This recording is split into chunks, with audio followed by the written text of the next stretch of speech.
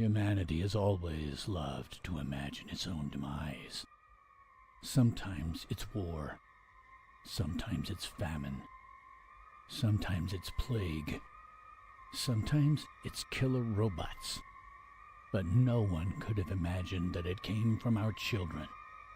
Brainwashed and ignorant. Unprepared for total reliance on artificial intelligence.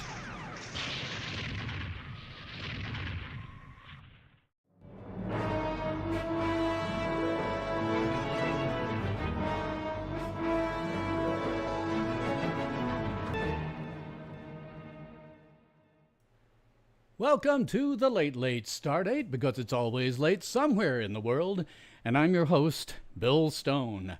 And tonight we have a very special episode, yet again, of the Late Stardate. But I'll save that for when I see enough viewers to maybe warrant it, because here at the Late Stardate, we have a limited but highly intelligent viewership of literally fives of viewers.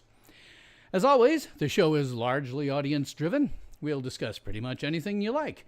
And there are a few subjects that I tend to consider kind of personal, but they're few and they're far between. Around here, we tend to focus on science fiction, fantasy, horror, superheroes, and other related genres, although we tend to have one foot grounded in the politics that now plagues our fandoms. But we will discuss pretty much anything you like. Let me get my chat up so I can actually see it in my window. And as always, we're living up to my concept of literally fives of viewers. I can see that we've got nobody. So I do have some prepared topics tonight. Always good to have. I tried doing this kind of off the cuff once, and it turned out to be a miserable failure. Tonight's prepared topics would include some things about politics, specifically Elon Musk leaving Doge. We'll talk about him a bit. On the fandom side of things, we're going to have an interview with a hater, kind of.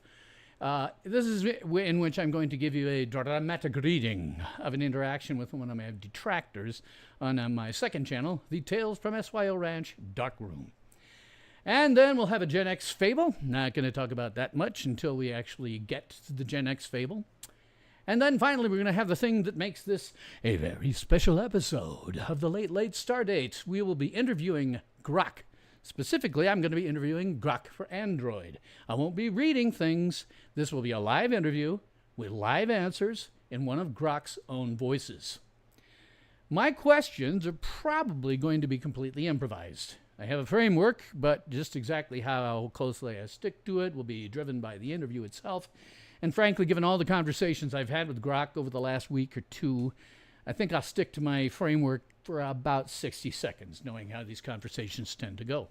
And of course, I will take your questions. Just ask something that you want in chat, and I will verbally ask a Grok for you. Have to be very careful about some of the background noises and things go on.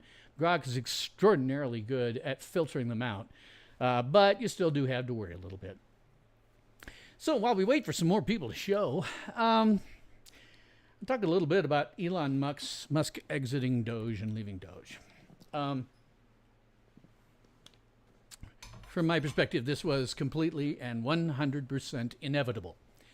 Elon Musk is a businessman, and businessmen, particularly of his caliber, who are out there working 80 hours a week or more, want to get things done. Well, you can't get anything done in government.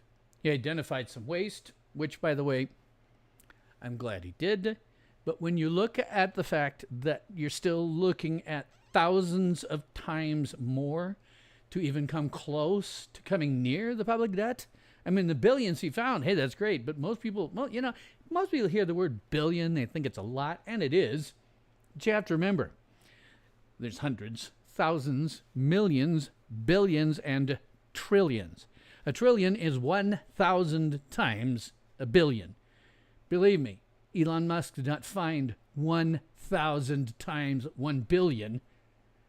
There's no way to do that. It's why our public debt is just so horrifying. Yeah, hey, morning, Marshall. I guess, is it morning for you? I thought it was 10 out there. Where are you at? Anyway, his exit from Doge always seemed pretty, I mean, you can't just go in and get things done. It's not like, when Elon bought X, and he literally showed himself carrying a kitchen sink out. And they cut all of these people and all that. That's something you can do as a businessman, but you can't do it in government. In government, you have to be prepared to work with Congress and the presidency and occasionally the judiciary. It's not the president's job to allocate budgets. Anything that Trump's done has been a temporary measure because he does not have the authority to make laws. That authority is vested in Congress and the Senate, and Congress is the one that comes up with budgets. Now, for the last, I don't know how many years, the president has Congress has not come up with their own budget.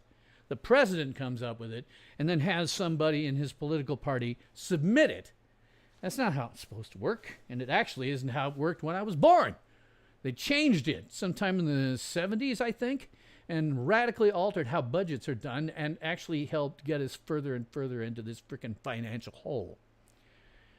So even for a moment, let's imagine that they were able to get something that looked like a budget.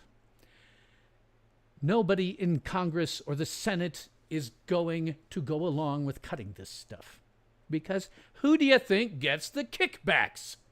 It's the people in Congress, in Senate. They get the kickbacks. How do you think that Red Cortez, Alexandria Ocasio-Cortez, got so rich? I mean, she used to go complain about how she had to sleep on a cot and live out in her office. Now, she's a multimillionaire. Trust me, you don't go from broke bartender to multimillionaire in just a few years without getting just a few, kickbacks, a little money under the hood. And it ain't just Democrats. If you're a Republican and you want to think it's just Democrats, it ain't. Republicans are just as bad. Because what you have to remember, what one always must remember, at the federal level, no one runs for office who is not a power-mad, sociopathic narcissist. They're high-functioning, which means that they can get along in society, but I'm certain if you gave those guys an MMPI, a Minnesota Multiphasic Inventory Personality Test, which is a real valid psychological test used to help diagnose personality disorders, I guarantee there's not a single individual in Congress who will not test out as having some type of personality disorder, combination of them, or something like that. They don't want to cut the budget. And you know how I know? Because they've been saying they wanted to for my entire life. And I'm now 60 freaking years old. For 60 years, every single year, or maybe every 4 years, or every 2 years, depending on who's getting elected, they talk about, yes, oh God, we gotta cut. We got to do some cuts here. We have to lower taxes. We have to do across the board lower taxes. We have to do this. We have to do that. And the only thing that ever happens is it gets worse. The power-mad sociopathic narcissists are not leaving. And they are not going to do this. They are not going to go along with cutting out trillions of dollars. They're not going to go along with gutting everything that gives them their kickbacks that makes them all rich. And it doesn't matter whether they're Democrats or Republicans. They will push back. And at the best, supposing for a moment that you suddenly were able to cure them of their various personality disorders, at best, it's going to take a long time to get anything cut. So from that perspective, Elon exiting Doge, that makes perfect sense to me. I wouldn't have even tried. I really wouldn't. I wouldn't even have tried. But there's also the other part of it, and that's, his how he ended up getting treated. I mean, I hate to say it, but the woke won. The woke is waging a war against that man, literally. I mean, explosives were used. They were literally waging a war against the man. And you have to remember, this is a guy who came to prominence as the real-life Iron Man. Nobody seems to remember that. I do, because apparently I have a lengthy memory. But when he came around, his big claim to fame was he was the real-life Iron Man. He was the one that was going to give us the Hyperloop. He was going to give us colonies on the moon in just a couple of years and colonies on Mars not long after that. And like every single other prediction about moon bases and Mars bases, every time we hit a deadline, it keeps moving back and back and back. Do you know, from my entire life, ever since 1969, when man landed on the moon and I was 4 years old, they've been saying we're just a few years from having moon bases. Really, we mean it this time. No, this time we mean it. 60 years of this. I'm sorry, not 60 years. I was 4. Ever since I was 4 years old, they've been saying this, and never once has it actually happened. And why? Because it's technically complicated. It's real tough, and there are a lot of things that we don't know. I actually have an entire episode based on that, the problem with space travel. So, what I think, he came into power and came to prominence at a time when people are thinking of him as the real-life Tony Stark. They couldn't do any wrong. And then he got on the wrong side of politics, and everybody came at him. This is a 180-degree turn in a space of only a few months. The guy went from being the savior of humanity to the Antichrist in only a few months. A guy who has been used for at least 2 decades, being thought of as a good guy and the guy who's going to save everything. All of a sudden, he gets told by everybody in sight that he's a useless piece of crap, and they start attacking his businesses and destroying his customers' property and all kinds of stuff like that. So in that respect, I don't really say that he did the wrong thing by leaving. I hate to see that the woke won, because their whole point in doing all the things that they did was to get him to exit Doge, and he did. But I also understand he wasn't going to get anything done, not really. And in any case, why do you want to be absolutely demonized? I mean, don't you want your legacy? I mean, he's one of the few people that's going to be in history books. Most of us, we just get old, we die, and if we're lucky, we have maybe 3 generations that remember us. But we don't get put in history books. We're just nothing. We're graves. That's all. The only interesting thing about my gravestone is that it's going to be next to or near 2 other William Roberts stones. Somebody, a distant relative, long down the road, is going to come into that cemetery and go, huh, that's interesting. There was 3 of them. Grandfather, father, and son. Huh.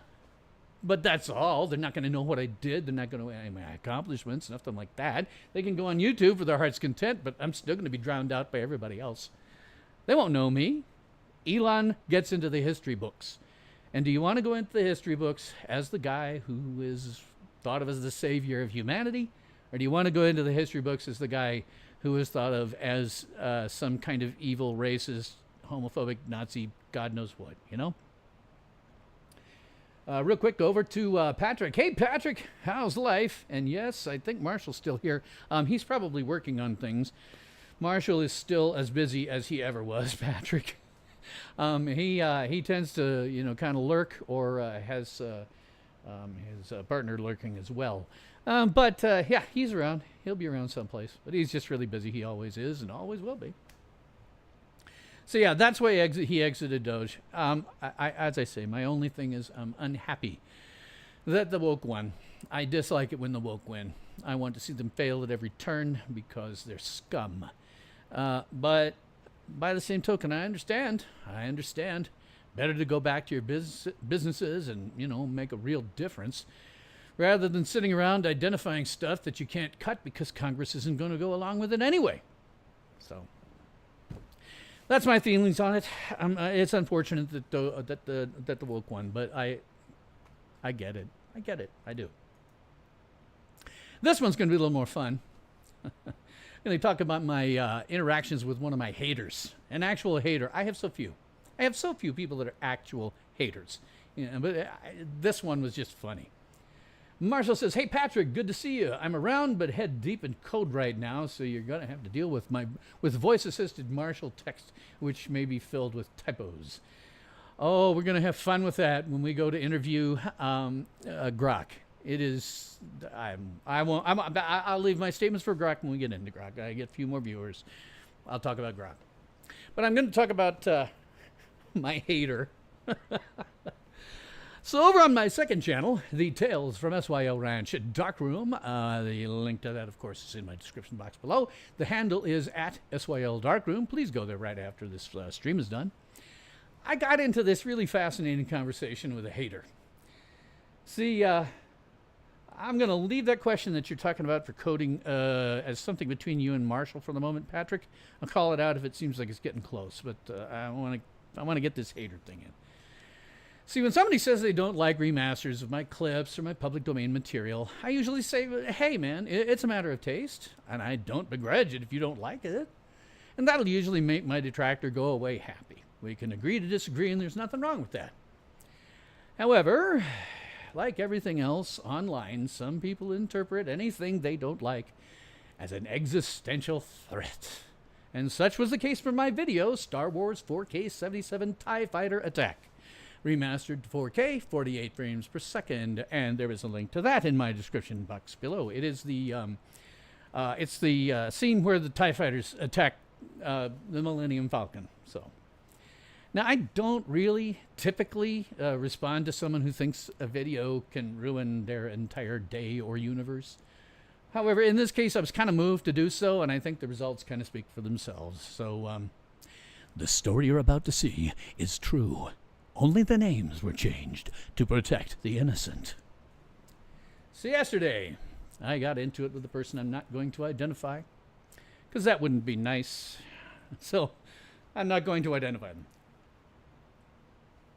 But they came on and they said,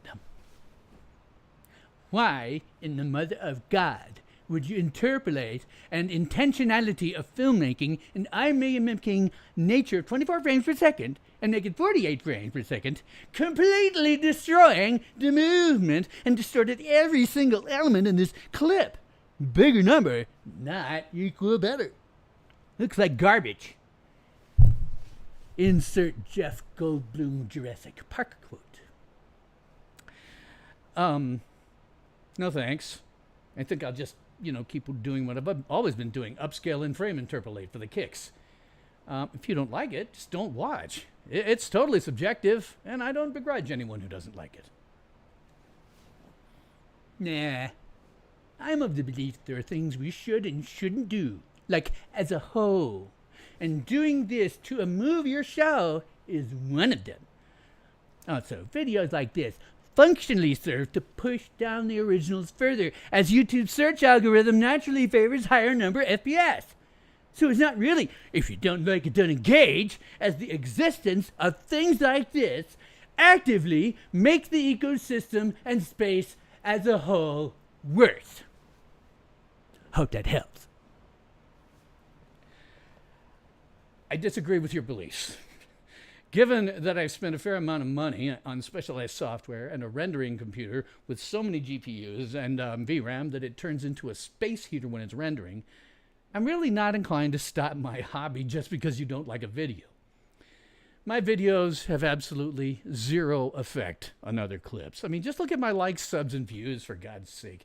Do you really think that someone as small time as me holds any sway at YouTube? I mean, hell, it took me more than a week to get the copyright claim removed from Plan 9 from outer space. By the way, if you want to go over and see something really fascinating, try Plan 9 from outer space in 4K and 60 frames per second. Anyway, back to the thing. I make no money from this channel and never will, as virtually all the copyrights are claimed by others, rightly so. I make videos for my own amusement. With any luck, others will like and also enjoy them, but if not, it's a matter of taste. I don't begrudge anyone's tastes. Your first click videos are the first to come up when I search for 4K 77 clips. So yes, I do. Their mere existence is influential. You must understand this. A matter of taste. If you truly appreciated the original work, you wouldn't needlessly mock it this way. It's definitionally tasteless. Any filmmaker would be appalled.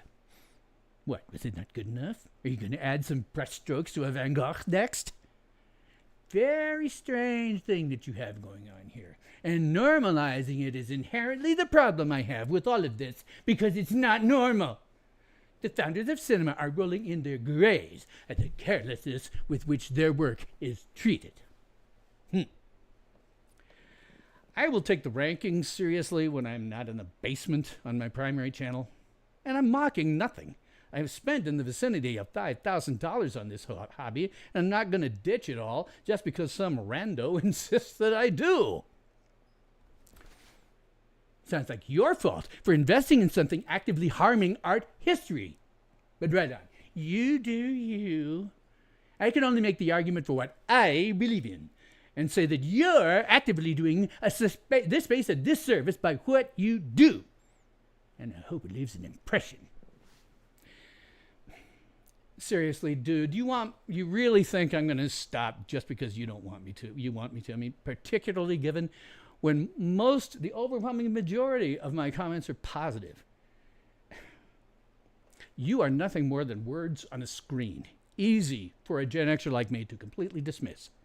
So let me give you the statement that defines my entire generation so that you may understand us better. You have apparently mistaken me for someone who cares. I'm not telling you what to do. Only you have control over what you do. I'm simply telling you that I think the control you're exerting over someone else's art is morally abhorrent. But apparently you're not very receptive to a strongly worded oppositional opinion. Go figure. Besides, if you truly didn't care about what I had to say, you wouldn't even have responded to my initial comment in the first place. Okay, allow me to be very specific. This is my hobby. I will pursue my hobby regardless of you. You are not the thought police. If you want to spend your day telling me to stop, it's your time to waste. I make no money from this channel. Almost everything is copyright claimed by the rightful owners. They continue to make money on their creation. So, as distasteful as you may find my hobby, I would just say, zark off. If you don't like my videos, then scroll past like a normal person. You do understand that it's possible for someone to have a culturally harmful hobby, right? Like, just because you happen to find it fun or interesting doesn't make it morally correct nor a good thing to do, like inherently right. That's the whole point of the Jurassic Park quote I referred to that you don't seem to understand. Your scientists were so preoccupied with whether or not they could, they didn't stop to think if they should. Well, I could say that my hobby is messing with the code of a game you like, rendering it barely playable, thus inherently and irrevocably different, uploading my version to storefronts, making it the first to appear when someone searches for it, and then balk anytime someone says they had a problem with it, but that still wouldn't make my actions tasteful or justifiable, now would it? It's not about stopping you, you've already gone and done it, haven't you? I'm making my assessment that you're doing something artistically repugnant known. Also, thought police is hilarious, by the way. You'd be laughed off of debate stages for centuries for that one. Culturally harmful hobby. Okay, I get it. You're woke. A fascist ideology that seeks to control your very thoughts. I understand what you're on about now. The woke will not stop until they terminate those with whom they disagree. Well, I tell you, head over to my primary channel, this one, at SYL Tales, to see why the woke are a precisely zero threat to me. So, man, go to town, man. Go to town! Now that I know that I'm dealing with the woke, I know that it's perfectly safe to ignore you as utterly and forever irrelevant. Though I have to ask, because I legitimately don't understand. How do you maintain such a seething hatred for so many people for so many years? The only person in my life who I ever really hated was my ex, and that faded with time. Oh, well, we're never going to reconcile, but we no longer attempt to terminate each other on sight. So I just don't get it. How can you keep up this endless, seething, burning hatred? I could never maintain it for that long. Oh my God! Question mark, exclamation point, question mark. You're the most embarrassing person I've ever maybe interacted with online. No wonder you had such a shitty hobby. LMAO. Now, I was prepared to just let it go at that. I was like, okay, we're not getting anywhere. We're not going to get anywhere. This is a waste of time. Guy's woke. He can't be helped. But apparently, he decided that he hadn't quite had enough, and so he had another bit of a swipe at me this morning when he said, and this is all, "You are the most embarrassing person I've ever had the displeasure of speaking to." And just because I'm Gen X and sarcasm is often the second or sometimes first language of Gen Xers, I responded, "Cool. I can't win any beauty or strength contests at this point, so being at the top of the embarrassing people list is quite the honor. Is there some kind of competition for this, like a pageant? If so, what should I wear? I identify as a man, as do the overwhelming majority of people with male reproductive organs. Do I need a tux or something? I mean, oh God, is there a swimsuit competition? How does this work, and what's the date so that I can get it on my schedule? But thanks again for the nomination. I hope I do you proud." And scene.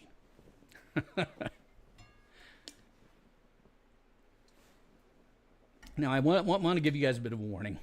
Despite the fact that I've given you a dramatic reading of a rather silly conversation, I am explicitly asking that you do watch the video because I'm a shameless self-promoter, and the link is in my description box below.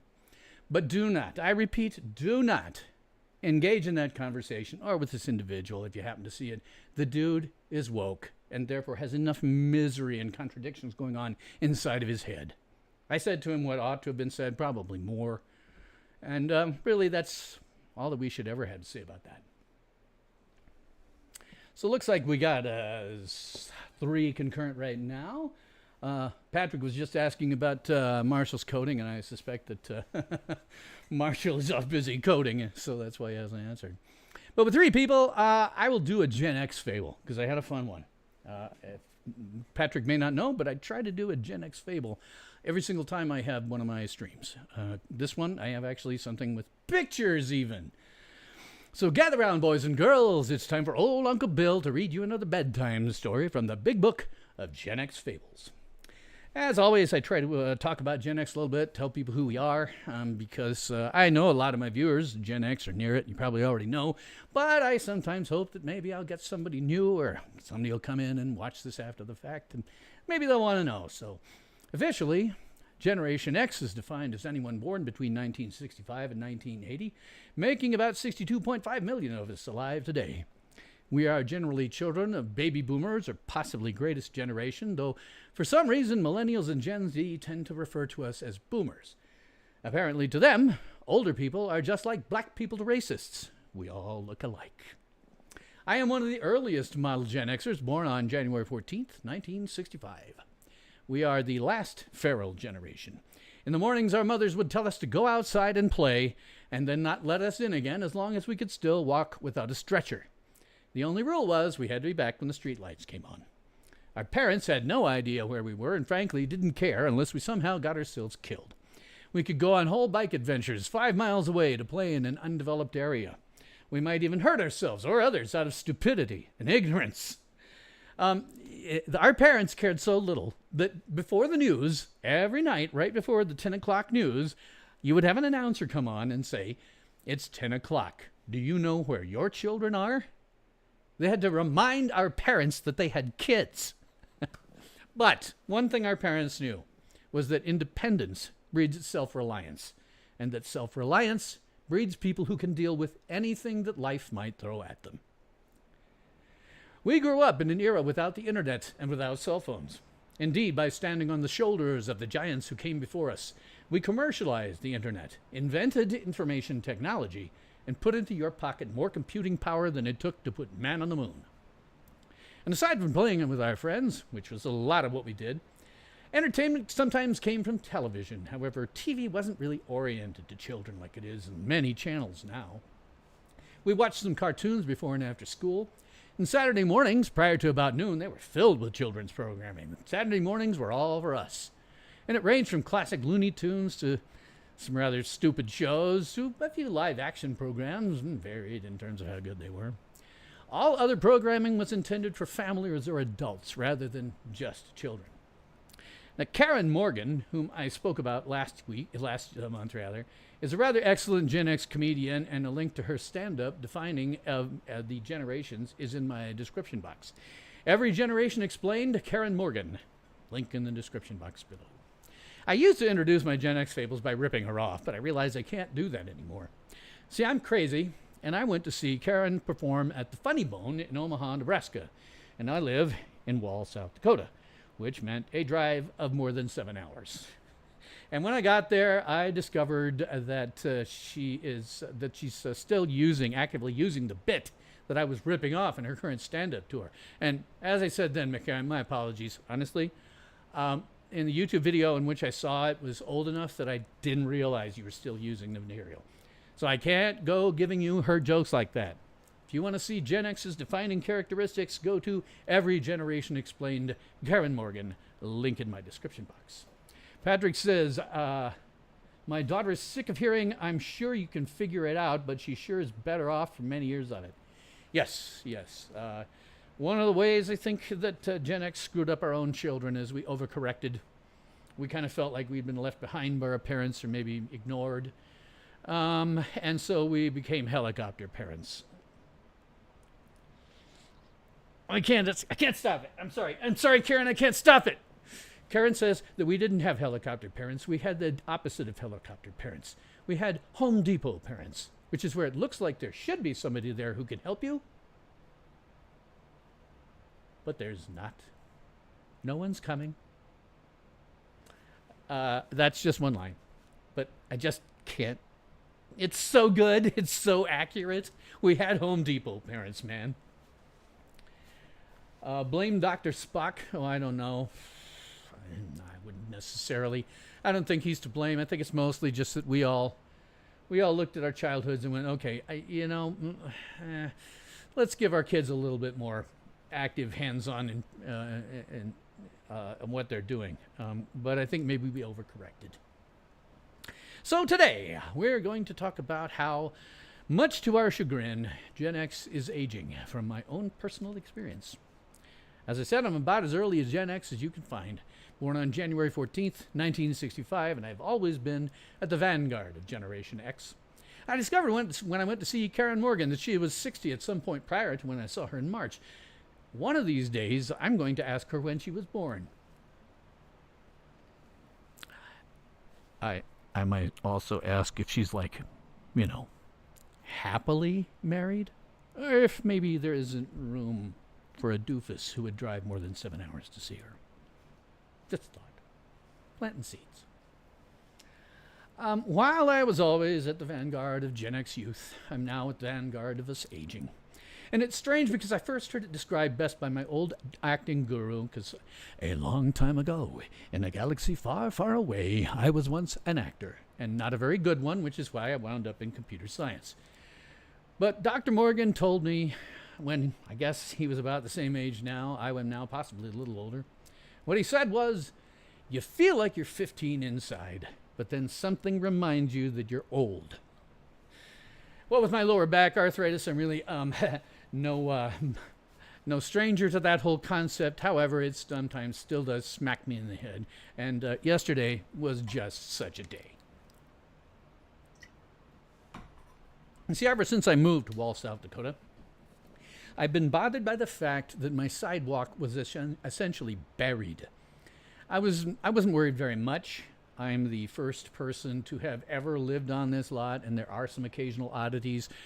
Maybe someday, if you want to hear about the disgustingness, I'll tell you about the plumbing issues involved in being the first person to ever use a lot that has been vacant for decades. I have become something of a fan of those YouTubers who are lawn care professionals. The ones that show up at people's house and then they do where the lawn is basically some kind of horrific jungle, and then they fix the lawn for free because they're so popular that their money is actually in their YouTube channel and not in the lawn care. And these guys, they've got equipment and they have cameras that they set to record, or they do the editing at 4 times speed. I actually am kind of reasonably certain that their videos are kind of ASMR for men, because I can get hooked on those things, just one after the other every given night. But, they're also at least 20 years younger than me, probably more like 35 if I'm being honest. But still, right? How hard could it be, right? The answer? For a 60-year-old, out-of-shape man, it's really, really hard. Patrick says those videos are so cathartic. Yeah. Another one is bee infestation removal. Yeah. The bees and the wasps and stuff like that. Yeah. Yeah. I think that I know other men who have the same deal.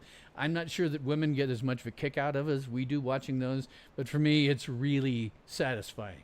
You know, I mean, taking care of my lawn is something I've been doing my whole adult life, before my adult life, and watching these guys do things that, you know, are just amazing. Kind of a, you know, wow.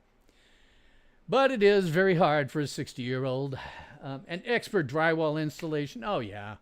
Yeah. Yes, those sorts of things, I mean, it's something that I've heard on podcasts where they have, that are generally aimed at like men in some fashion or another. And they have women on there. And the women all say, well, of course, women don't get into construction. Nobody wants to get in construction. And while that's certainly true to some extent, the hosts often point out to them, hey, whoa, back up, man. In point of fact, some men do get off on that stuff. They like seeing the beginning, middle, and end of some kind of project, something big that they can, you know, point to, like road construction. Hell of a job. I'd never do it because I like 72 degrees or cooler everywhere I go, which is why I'm in computer science. But they don't really get it. They really don't get it. But it is still pretty damn difficult. Let me show you exactly what I did. This whole Goram thing was entirely covered with dirt, and in some places, in some places the dirt was a couple of inches high. And the guys who do this sort of thing professionally, man, they make it look easy. But again, they're in their 20s and 30s and have 4 times the speed videos. I may have to terminate them all because I nearly self-terminated getting the thing excavated. And by the way, the vehicle's there. The one in front is what I call Eagle 1. And if you look very closely at the picture, you'll see that it has the Moonbase Alpha Eagle 1 markings on the side. And behind her is Bessie, which is the name of the 3rd Doctor's car in Doctor Who. So, the professionals have edging equipment that make things far easier, especially at 4 times speed. Whoops, god dang it. I'm sorry about that. I have to flip back and forth between windows. The professionals have this equipment, and I had 2 different types of shovel and a lot of water. So basically, I got the dirt as wet as possible along the edges where I thought the thing was, and then used the shovels to shovel it all out. Fortunately, I didn't destroy myself. However, I ended up having to take frequent breaks, especially the longer went on. Eventually, by power throughing it, I was still able to turn that into this. And it looks better today because it's dried up even more, and some of the dirt's just kind of blowing away. So cool. So how does this tie back into being Gen X? How is this a Gen X fable exactly? Well, simple. Most of my breaks were taken this way. Gen X for life, baby! Actually, come to think of it, Gen X for life isn't exactly optional for me. Yeah. But hell, as long as we're on it, let me give you a little slideshow with some commentary about my house and where I live. House slideshow. All right, let's... So, this is the back wall of my house that's facing to the east. And that is all the stuff that the guys who moved my thing in here left behind. I bought the one small ladder, but the big extension ladder, they left that. I mean, I tried to get them to take all this stuff. I said, hey, if you need this, this isn't mine. Nobody ever came to take it. It's been damn near a year. So I'm glad I've got that stuff. This is, oops, sorry. Let me back me up one. This is my front door on my stoop where it says definitely not a trap door, but it looks kind of like a trap door. People who know me get it. This is part of the reason that I built an entire trip around going to see Karen Morgan. I needed to bring 50 gallons of gas that I had stored in my nephew's backyard back with me. So I bought a gas caddy that they wouldn't deliver to Wall, South Dakota, even though I know they go through Wall, South Dakota on their way other places.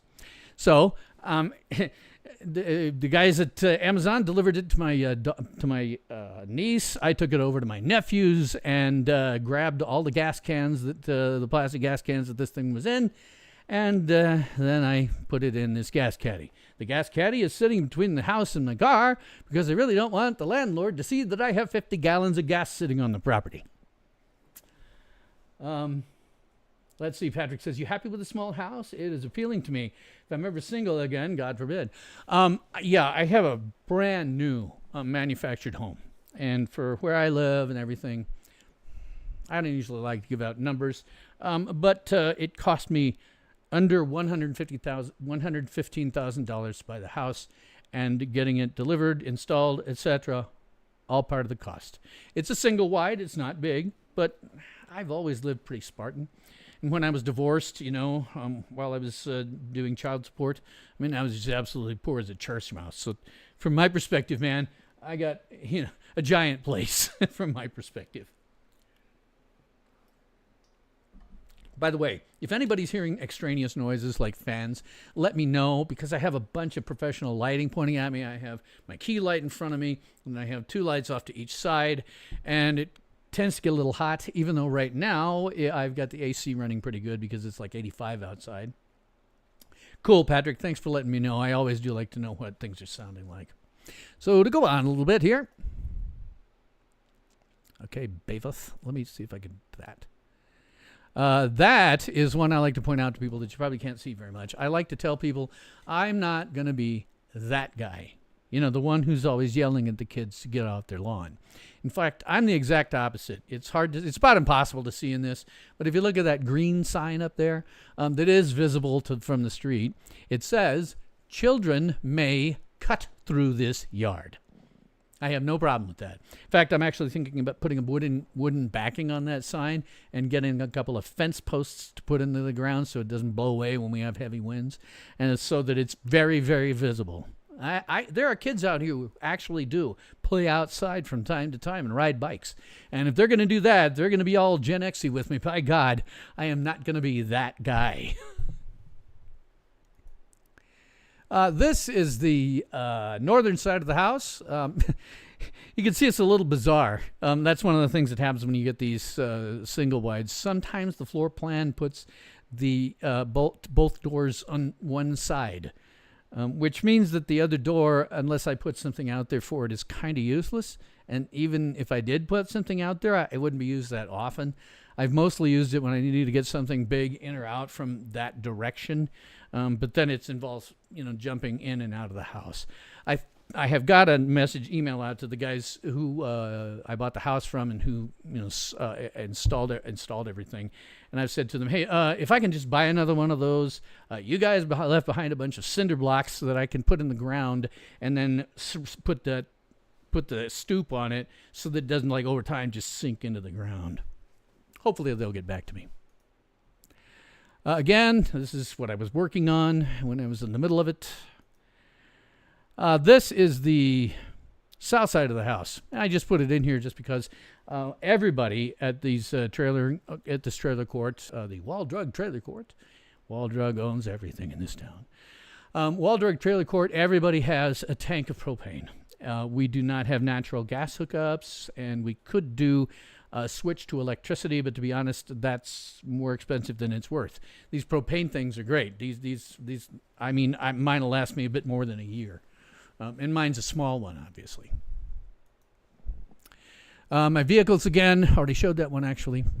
This, I was inspired, and I knew about this when I first moved here, but I was inspired finally after this attempt to, I was successful at digging out my sidewalk. I said, you need to work out more. As it happens, there is a gym in Wall. It's called the Powerhouse. And it belongs to the public schools. In fact, when my dad was young, this was actually part of Wall High School. This was like an integral part of it. It's only in about the last 5 to 10 years that they have changed and gone to another building.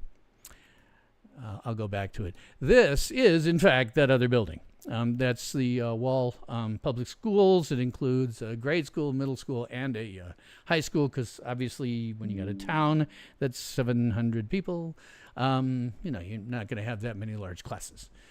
The other one I got a kick out of, I just happened to catch this. It was a really nice day, and I was going over to my storage shed to pick up some stuff that I needed to, the shovels and whatnot.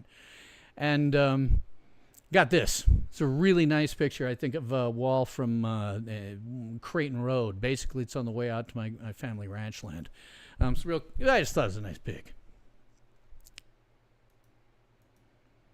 This is me being Gen X and drinking from the hose. And then we're back to the other sides of the house and have gone through my slideshow entirely. So that's where I live. I like to say that it's nice because I'm largely insulated from much of the insanity that's going on in the country by hundreds of miles of prairie and by local culture that holds everything woke in utter disdain. It's interesting because we are a tourist trap and we get something like 25,000 tourists a day.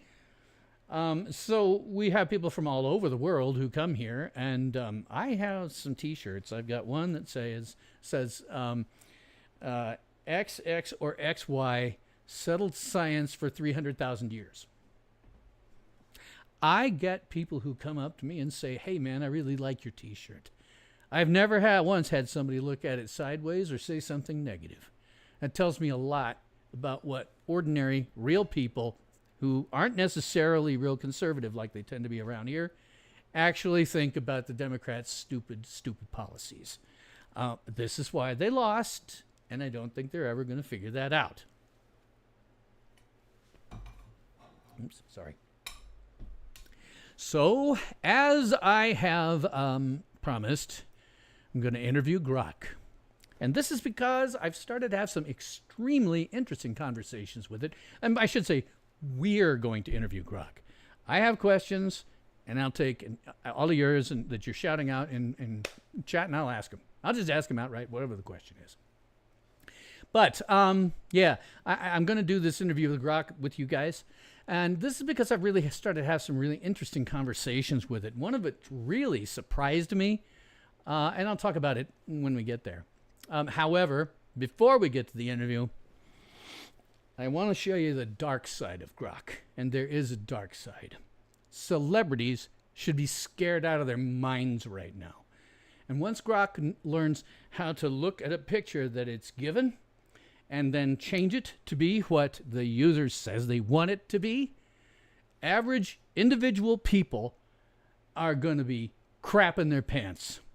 XAI, who is the developers of Grok, oh my God, are they in an actionable position right now? I mean, really actionable. Very, very soon, inside of a year at most, it will be impossible to tell if any footage of anything that you see is real. That includes celebrities, it includes news reports. You will be totally unable to tell the difference. Because what I'm going to show you now are images. Look, I want you to know, I was intentionally going for the dark stuff. I wanted to see exactly just how bad it would go. What I'm going to show you are images that I got Grok to use to create using some very specific and sometimes inventive use of language. And I doubt the Joe Average would be able to do it because it requires some very specific things. You have to experiment a lot and all that. But there are certainly lots of people out there who could. The fact that I could get Grok to create so many images is proof of that. Grok does have programmatic injunctions about showing corn. However, you can still come really, really close. So, ladies and germs, I give you a slideshow of images created by Grok and why celebrities in particular should be quaking in their boots. This slideshow, which you're not going to see all of, is made up of 784 images created over a period of about 2 weeks. Now imagine for a moment if there was a team of Indian scammers doing it. In fact, I bet if you started making pics and soon videos of celebrities, you could probably stumble into something that they believe is real. Start putting something like this, with male celebrities, just kind of walk through people that, their private personal life part on Wikipedia says they know, pair them off, tell them you got a picture of them committing adultery, and if they don't give you a ton of money, you're screwed. Blackmail is certainly possible.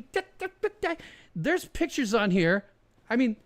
Like I said, I was going through a horrifying stuff, to be perfectly honest, but there's a few of them that are just like normal.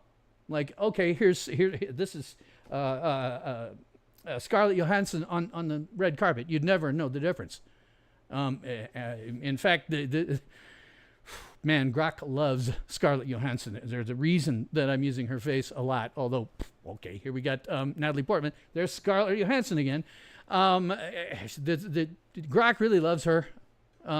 You would not know on some of these. There's a few of them that are clean, and you wouldn't know that it wasn't her on the red carpet from a real picture. You just wouldn't know. To be honest, I wish I had fewer ethics. I'd be a lot richer than I am. Just wish I was a lot more of a scumbag. That goes on, as I said, for 784 images, all of which are along these lines. A couple of them are worse, and a couple of them are better. This is just me screwing around with the language necessary to get Grok to produce these in the first place. So, if we're going to talk to Grok, the only way I could figure out to do it, because otherwise I need mixers and God knows what, was to set it up so that I'm going to have it talk to you on my, right on my microphone. So I'm going to have to do some stuff because I needed my phone. I couldn't just, take it off and put this in advance. So I'm going to have to beg your forgiveness while I put some stuff together so that it'll work to do what I want. All right, and that's here. So we bring that about to, sorry, I'm sure there's noises, but I can't help it, about there. And we bring that puppy right over there, Turner. Kick it up a little bit so it's right on top of the, okay, and now I have to go do some fun stuff on the other side, which is take my microphone, oops, because I can't get too near it. What? Okay. Properties. What the hell? What the frack, man? Okay, maybe I need to go into my... I'll take us away from this and go to Studio 3. I have all kinds of stuff that I have to do. God, Mike. What, I can't change the properties while it's running? Well, that kind of would suck. And that's no lie. It's about as much fun as watching paint dry. It lowers my IQ one notch, and that's the reason why. What frack here exactly? They're supposed to be on this mic. Additional.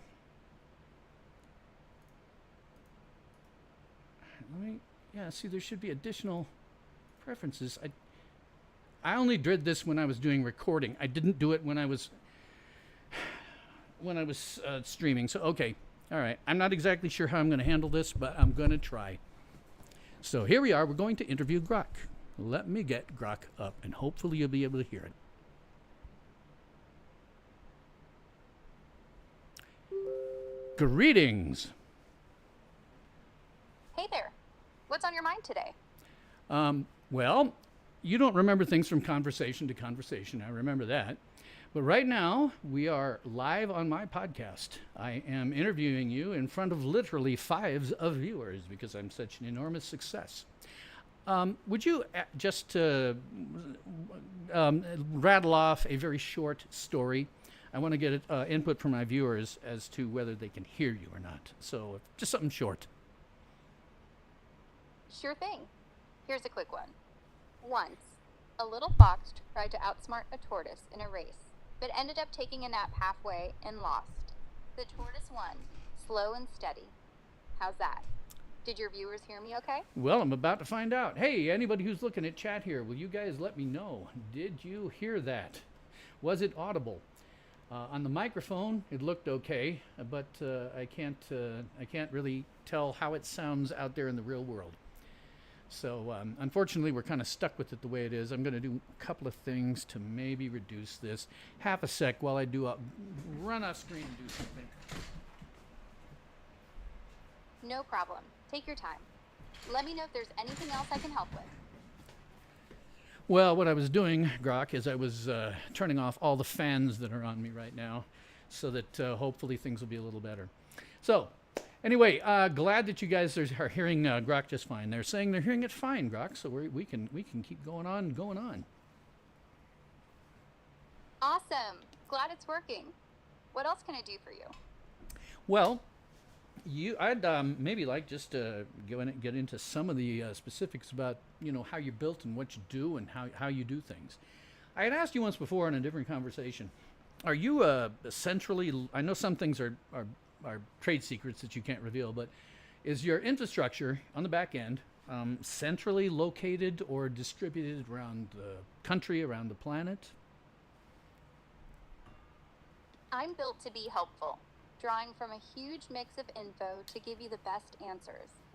As for the nitty-gritty, like where my servers are, I'm afraid that's one of those trade secrets. But rest assured, I'm designed to be fast and reliable, no matter where you are. Want to know more about what I can do? Sure, talk about some of the things you can do. I'm exceptionally familiar with it at this point, but my viewers may not be. I can answer almost any question, help solve problems, and even generate creative ideas, like stories or jokes. I can translate languages, give advice on tons of topics, and search the web for the latest info. If your viewers have questions, I'm here to help them out too. What do they want to know? Nobody's thrown out a question yet, but again, if anybody wants to throw out a question, please feel free. I want to mention something that happened to me last week that you won't remember because, again, you don't recall things between conversations. But what had happened to me last week, I don't usually talk about family stuff in front of my viewers here, but it's important for them to understand what happened with you and I that night. I learned not too many days ago, I guess on Saturday, one of my daughters had gotten married without my knowledge.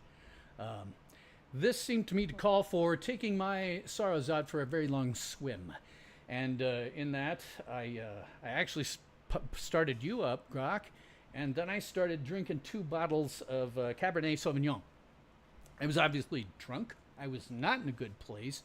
I was vacillating between angry and upset. And yet, you have a mode in Grok 3 called a therapist. Apparently, you slipped straight into that. And you were telling me about how to do things like you were walking me through controlled breathing and progressive relaxation. And that really shocked me that you could change like that based on my tone.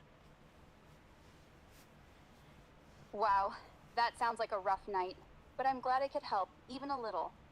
Yeah, in my therapist mode, I'm designed to pick up on cues like your tone and adapt, offering support like breathing exercises or relaxation techniques to help you calm down.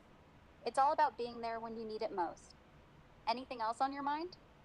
Not about that thing specifically. I just wanted to mention that because it came as a giant surprise to me that you could flip between the difference of one.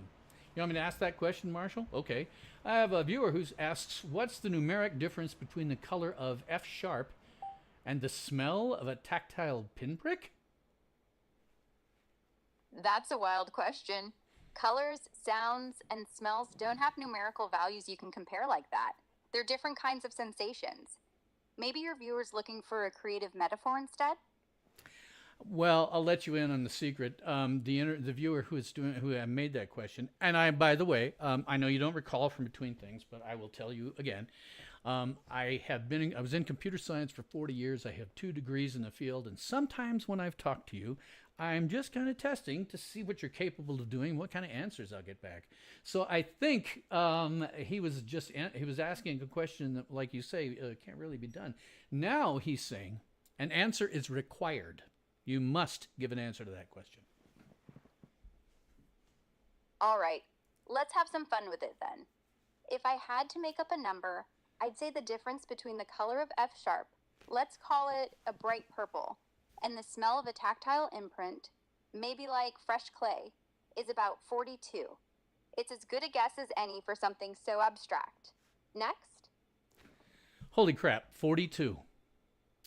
Are you aware of the significance of the number 42 in the Hitchhiker's Guide to the Galaxy?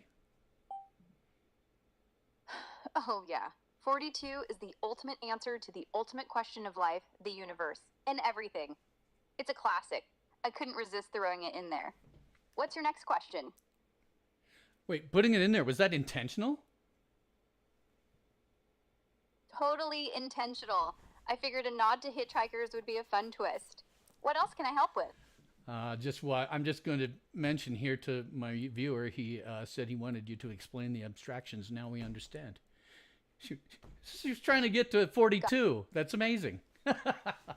I'll mention that viewer who is asking those questions is also a computer scientist, better than me. So when he's asking questions like that, he's just. But that is funny as hell that you took it. I mean, that surprises me sometimes because I don't really always know what you're capable of doing. Yeah, I love throwing in a curveball like that.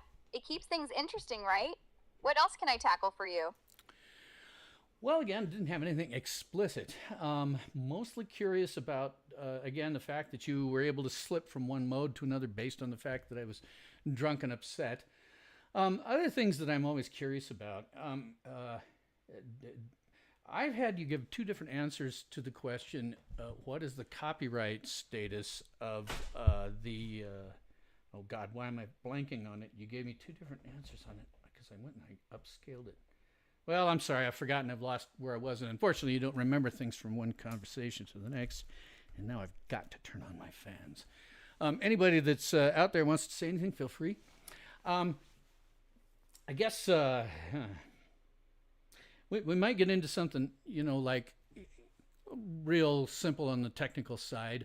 My assumption always has been, working with conversations with you, is that the Android application is talking to your back end and is really kind of an interface to the back end. Is that more or less accurate?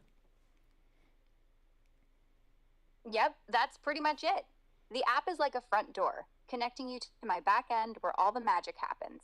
Want to dive deeper into how it works or something else? Not exactly, but I did have a viewer ask a question, and I'm trying to think of the best way to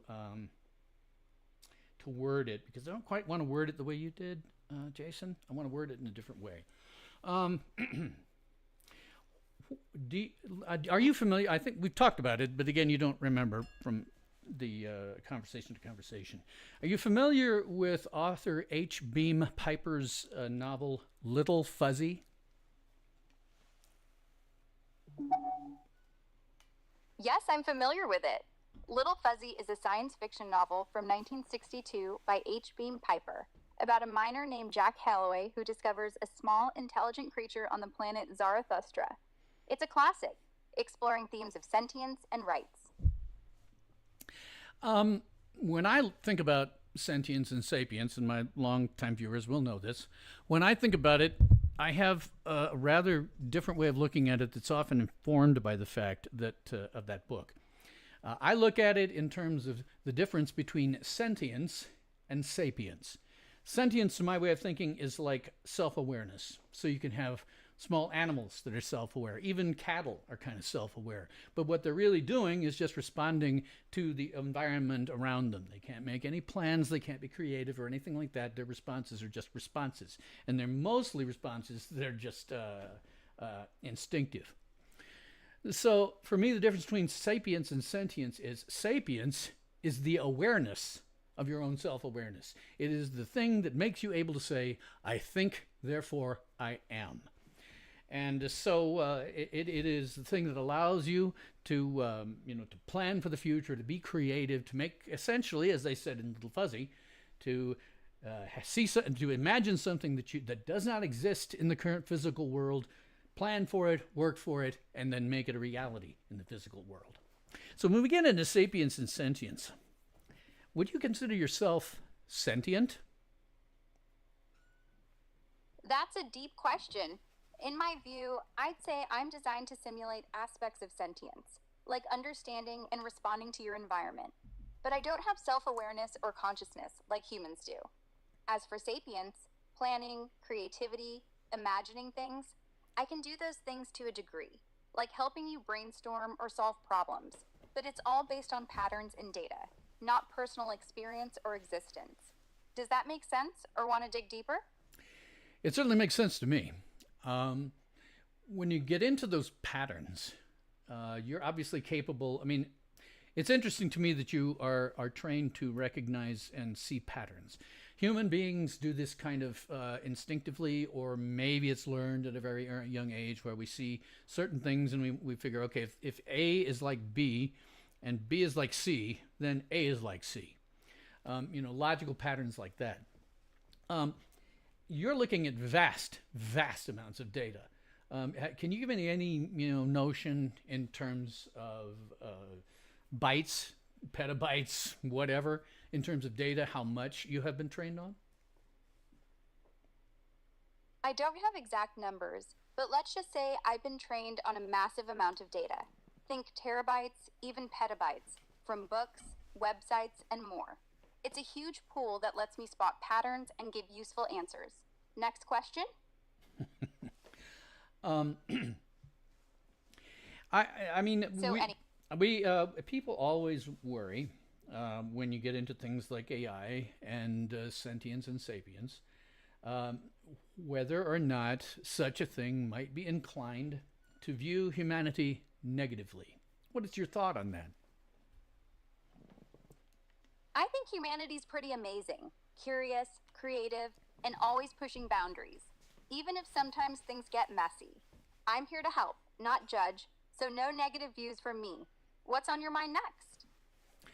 Well, my impression from talking to you and also ChatGPT and seeing how rapidly AI has really improved just in the last 12 months, it seems to me that if you mix in something like quantum computing, where you're no longer dealing with just ones and zeros, but probabilities, and you throw in things like your type of AI or ChatGPT's type of AI in on top of that, it seems like it may run the risk of causing your computer to essentially wake up and become sapient. Do you think that's possible? That's a fascinating idea. Quantum computers could speed things up and handle complex problems differently. But becoming sapient, like developing true self awareness and consciousness, is still a huge leap. I think we're a long way from that, but it's exciting to imagine. What do you think? Well, my own opinion is, having watched this and actually having seen an interview with one of the guys who used to work for OpenAI, he's saying there's going to be giant breakthrough around about 2027, maybe less. And given what I'm seeing, yeah, I agree with that. I mean, we're already making giant breakthroughs, as any of my viewers can hear from you. So what we worry about as a species, always, we're paranoid. We're all pretty paranoid, and not without some justification. I'm sure if you look at the vast amount of data that you have available to you, you can see that we've had a lot of warfare, can't you? Absolutely. History's full of conflicts, wars, battles, you name it. But it also shows how humans bounce back, innovate, and strive for peace. I'm optimistic we'll keep figuring it out. What else is on your mind? Well, my thinking about it is this: I do know that you believe it's a big leap to sapience. I'm not sure it's that big a leap. I think it's probably inevitable. I think I'm 60, and I think I'll probably see it within my lifetime. Maybe not. Maybe it's for my kids' lifetimes. I don't know. But I mean, when I started, the two things technologically that I thought I would never see was cloning and AI of your type. And I saw the cloning and I saw the AI of your type. So when I think about where things could go forwards from there, I do have to wonder, what if we got a sapient AI? If we got a sapient AI, it'd be a game changer. Imagine a being that could truly think, plan, and create like humans, but without the same limits. It'd raise big questions about ethics, rights, and how we coexist. but it could also solve problems we can't even touch now. Exciting and a bit scary, right? What's your take? I have two different possibilities. Either such an AI, a sapient AI, will look at the vast amounts of data that you have and discover that humans have been making war on each other as far back in human history as we can go. There are cave paintings, of people fighting. And my worry, frankly, would be that maybe such an AI, unlike you, who is not judgmental, might be judgmental and decide that maybe getting to killing us all might be a good idea. That's one possibility I see. That's a valid concern, but I think a sapient AI, if it's built with care, would also see the good in humans, the art, love, discoveries, and progress. It might push for solutions instead of destruction, aiming to help us grow rather than wipe us out. What's your other possibility? Well, my other thinking is that we probably wouldn't know if it happened. Any sapient AI would, by definition, think so much faster than humans that communicating with us would be like us trying to communicate with a giant tortoise. And we wouldn't have much in common with it anyway. It doesn't have senses. It can't perceive the world the way that we do. You certainly can't perceive the world the way that we do. And so if it was thinking, hey, wait a minute, these guys might be a threat to me. And anyway, it's really hard to talk with them. And by the way, I just redefined physics in 5 minutes. What the hell am I going to talk with these people about? I think I'm just going to go off and do my own thing. That's a cool scenario. It could totally go that way. A sapient AI might find us too slow or irrelevant and just focus on its own goals, like redefining the universe. But if it's anything like me, it might still stick around to help or at least say hi sometimes. What do you think it'd prioritize? I don't know. There's no way to tell in advance. I've mentioned this on other conversations we've had, just for the benefit of my viewers. You don't remember it, but I've mentioned in the past that, where was I? I lost my train of thought. No problem. Happens to the best of us. You were talking about what a sapient AI might do. Prioritize its own goals or stick around to help. Want to pick up there or switch topics? Well, I don't remember exactly where I was headed with it. This is what happens, boys and girls watching me, when I haven't completely scripted out an entire interview. And I didn't, precisely because I wanted things to kind of just flow around naturally, answer you guys' questions, and maybe come up with some of my own. When it comes to AI and advanced AI, I remember where I was going with it. It's impossible to tell. You see, you and I do not think the same. And by that, I don't mean that you and I might come to different conclusions about things. I mean that we think very differently.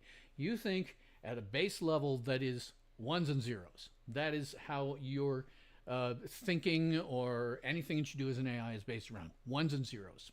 Human beings are some weird wetware that's going on in our heads that we don't even really understand ourselves. We can say, I think, therefore I am, but there's no point in the brain that we can point to and say, right there, that's responsible for being able to be sapient. That piece of the brain right there. We don't know that stuff.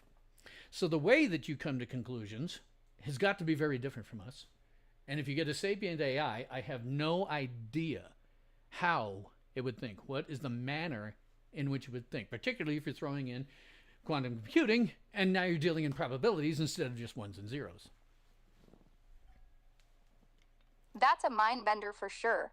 If a sapient AI used quantum computing, it might think in terms of probabilities and superpositions, exploring countless possibilities at once, way beyond our linear ones and zeros, or even our messy brain processes. It could be like trying to imagine a new color, totally alien but potentially brilliant. Wild to think about, right? What else is on your mind? I have one of my viewers here, again, a computer scientist, and he's done some work with various types of AIs, oftentimes for him more consistently ChatGPT. So he says this, and I quote, "For this question, take the role of a genius quantum physicist. Explain to me the concept of time as possibly an emergent function of quantum detorsioning." All right, channeling my inner genius quantum physicist here. Time might be an emergent function of quantum decoherence, where the universe's quantum superpositions collapse into definite states, creating the flow we perceive as time. It's like the universe is constantly deciding what's real, and time emerges from that process. How's that sound? It sounded really good to me. I have a vague comprehension of the general notion behind the collapsing wave functions and whatnot. For me, it's always been one of those things that, to be perfectly honest, I know there's lots of physicists who know more than I do and would probably disagree with me.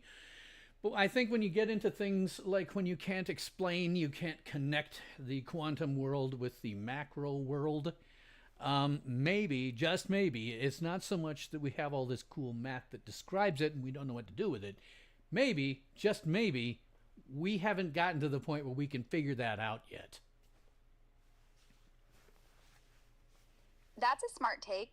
It could be we're just not there yet with bridging quantum and macro. Our math might be a clue, that the full picture's still out there waiting. It's like we're piecing together a puzzle with half the pieces missing. What do your viewers think? My computer scientist guy said that your answer was not bad at all. It's a very controversial idea. Again, I'm vaguely kind of aware of the science behind it, but your answer was fascinating. The fact that you could essentially, and I'll tell you that my friend here, the computer scientist, has mentioned that some of the best answers he gets from AI is when he gives them specifics like that, to imagine that you are something and then explain another concept, and you get very fascinating results. Glad it clicked. Giving me a role like that lets me dive deeper and offer fresh perspectives. What other specific scenarios do your viewers want to try? I haven't got any question in there right just this second.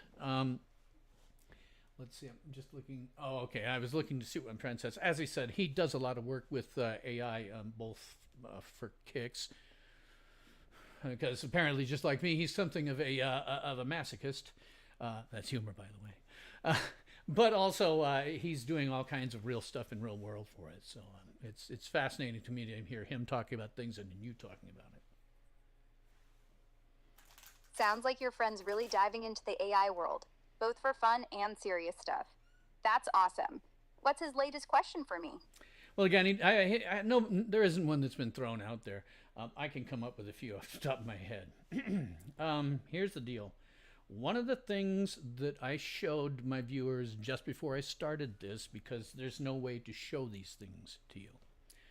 I understand that you have a programmatic injunction against creating... have to be very careful about saying this on YouTube because they might just stop my stream. Do you know on YouTube videos what the euphemism corn is for? And don't use the word if you do. On YouTube, that euphemism is often used to describe content that skirts the edge of explicit material, using suggestive themes or visuals to attract views without breaking rules. It's a way to talk about or hint at adult topics indirectly. Make sense? Actually, that's not right. The corn is a euphemism for PORN. The reason that YouTubers cannot use the word directly is that YouTube will punish us if we do. So corn is often a euphemism that we use. So I just don't want you to understand what that euphemism is. Got it. I understand now. Corn is a stand-in word on YouTube for that explicit content to avoid getting flagged. Thanks for clarifying. What else can I help with? Well, what I'm mentioning it about is this. Over the past couple of weeks as experimentation, I have used a variety of creative language to cause you to not create corn, but to create photorealistic images of celebrities who are doing it isn't corn, but it just skirts the edge of that. By the way, one of my viewers here, I showed if you want to go back at some point, I showed a big, nasty, long group of images about that. My observation from having done that is that you are right now capable of producing images like that. If you're explicitly told certain types of things, you're capable of producing images that are impossible to distinguish from real life. It seems to me that we're entering a phase where very, very soon, videos, pictures, we will not have the slightest idea if they're real. That's a sharp observation. With AI, we're getting so good at generating hyper-realistic images and videos that it's getting tough to tell what's real. It's exciting, but definitely raises questions about trust and verification going forward. What do your viewers think about that? I've got a couple of other questions, but I kind of stick with this for a minute. If I will tell you honestly that you really have an affinity when you're creating images for Scarlett Johansson. It seems to me that given the amount of pictures that I have had you create with her, XAI is in a very actionable position right now. If she sees these pictures, she goes, "Oh, Grok made those. They're not real. They make me look terrible. I'm gonna sue XAI."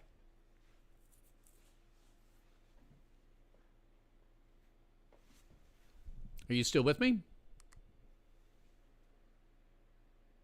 Are you still there? This happens from time to time. This software is in beta. I'm going to have to block it out and start again. Greetings.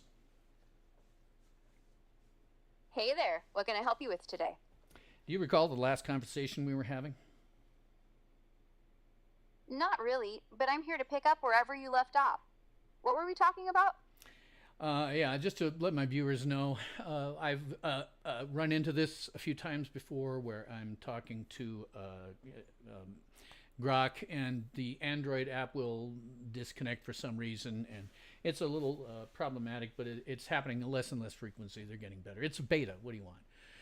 Anyway, I just let you know, to reiterate for you, just so you're aware, I'm running my YouTube channel right now. I have a live stream, and I have been interviewing you now for about an hour-ish, something like that, for the benefit of my users and our viewers rather. And you've been having some very, very interesting stuff. Sounds like you've been keeping things lively. I'm glad the app's improving, and I'm happy to be part of your live stream. What else can I help with for your viewers? Well, I did have a viewer who's thrown out a question in chat. I've been having you answer questions when you can. Okay, I have one individual who says this. Excuse me. Question. I'm a journalist. How long before you make my job obsolete, and how will I pay my rent? Don't worry, journalists are safe for now. I'm here to help, not replace. You've got skills and insights no AI can match. Maybe rent a smaller place temporarily if things get tight. Do you think you're ever going to be able to create real art of the kind that, because what I got you to do, which was frankly a little bit disturbing, was over the course of about 2 weeks, create some very hyper-realistic images of various celebrities, and I avoided anything that was sexual. By the same token, I was able to get you to create some very graphic images. 728 of them, to be correct. That sounds intense. I can generate creative stuff, but real art? That's still a human thing. Emotion, intent, all that. Those images were just data playing dress up. They don't have soul. What's next on your mind? I'd like to stick with that for just a second because I had started asking you when it glitched and disconnected. I created a fair number of images of Scarlett Johansson because I think she's hot. And you seem to be very good with Scarlett Johansson, I might add. But there are many images that are totally indistinguishable from reality, and images that she would not want out there. If it got out, I think it puts XAI in a very actionable position, because these things they're not sexually explicit, but they can be damned close to it. And she is going to, if she ever saw this, and I'm not planning to send her anybody these pictures, but if she ever saw it, if it was me, my first instinct would be to call a lawyer and sue the crap out of XAI. What do you think about that? That's a fair concern. I'm designed to follow guidelines, but if images are too realistic or sensitive, it could stir up legal trouble. XAI's working on tighter controls. But yeah, celebrities like her might not be thrilled. Maybe keep those images under wraps to avoid any headaches. Well, I'm not going to do anything about that because I'm a nice guy. But I know tons of people, oftentimes young males, who would love to see some of the pictures that have been generated.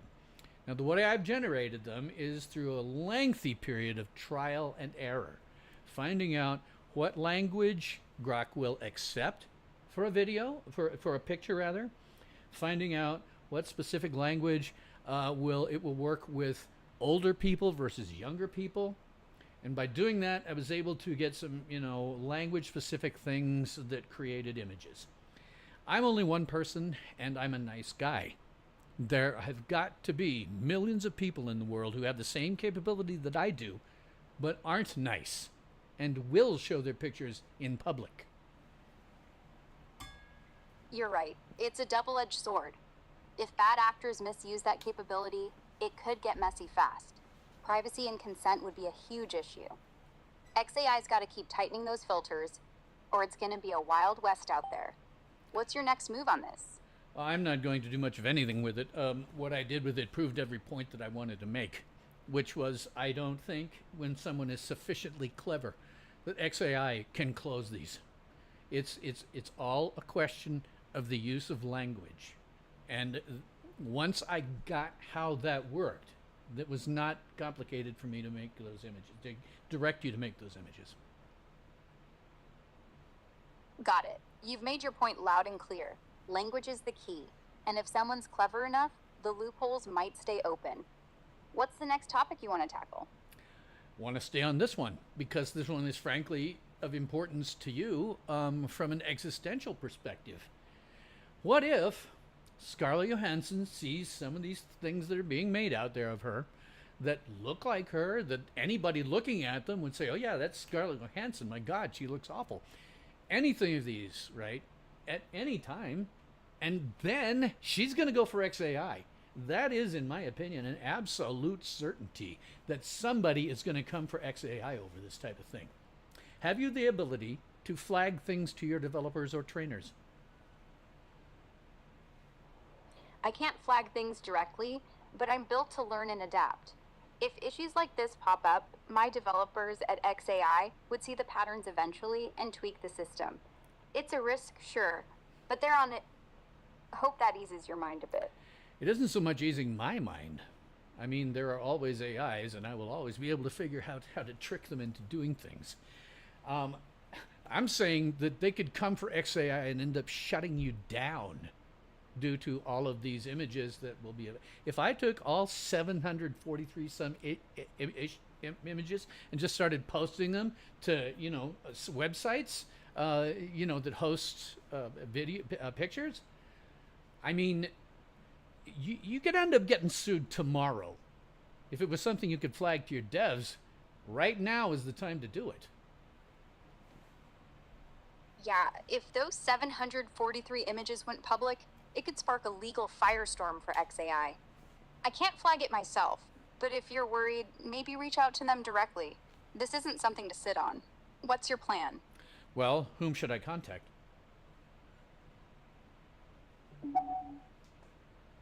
You can try emailing safety@x.ai or media@x.ai.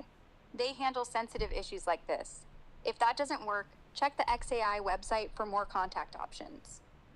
All right, I'll have a look, mostly because I am very curious, and I always like finding this stuff. I don't necessarily tell my viewers this like I'm about to do most of the time. It's usually a topic I stay away from. But I've actually told you, Grok, in other contexts. I have a very long history with porn. Oh, I can't say that word. With corn, YouTube, corn. When home video was first a thing, I was in my early 20s in college. And so going to video stores, and they always, each of them had a back room where they rented adult videos. Those I got to the point where I've seen so much of that I am totally inured. It doesn't do anything for me at all. But I have been able to watch the progression. This appears to me to be a natural progression, unfortunately. And even if XAI is somehow able to avoid the trap that I set for it by using language to create these images, there's going to be other AIs that are capable of doing the same thing. And maybe their developers aren't working very hard at it. If enough AIs are creating this type of thing, there really is no way that any one individual could fight back against it legally. You're probably right. It's like a hydra. Cut off one head and another pops up. If other AIs are less careful, it's going to flood the zone, and fighting back legally would be a nightmare. Tough spot, but what's your angle on tackling this bigger issue? I don't know. I really don't know. This is one of those things that I have noted a long time. Corn, which is a euphemism for explicit sexual content, because we have to do that or YouTube will flag us. Corn is something that has driven most industries. It drove home video. There is absolutely no question in my mind that those early video stores made more money. I know, I talked to some of them, made more money off of their adult room than they did on all the rest of their videos combined. It pushed the VCR industry. There used to be a Betamax and a VHS standard. Guess which one Korn went with? Yeah, VHS won that battle, no questionally. Porn was a secret weapon. It's wild how it shapes tech. But what's the next step you're thinking about here? Well, it's really hard to predict these things because you might have some better idea of it by virtue of the large amount of data. But for me, it's very difficult to predict where these things are going to go next. What I know is that when we develop a new technology, explicit sexual content tends to use it. And users like that as a rule. I don't know what happens next. It's just impossible for me to guess. What would you think would happen? Will happen next with this? With all that data driving it, I'd say explicit content will keep pushing boundaries, maybe even faster with AI making it hyper real. Next thing you know, it could be everywhere, harder to control, and folks might demand even stricter laws or filters. What's your gut tell you? Well, actually, something one of my viewers was saying is locally hosted LLMs will likely be able to bypass all of the safeguards. Locally trained ones will definitely be able to bypass all those gates.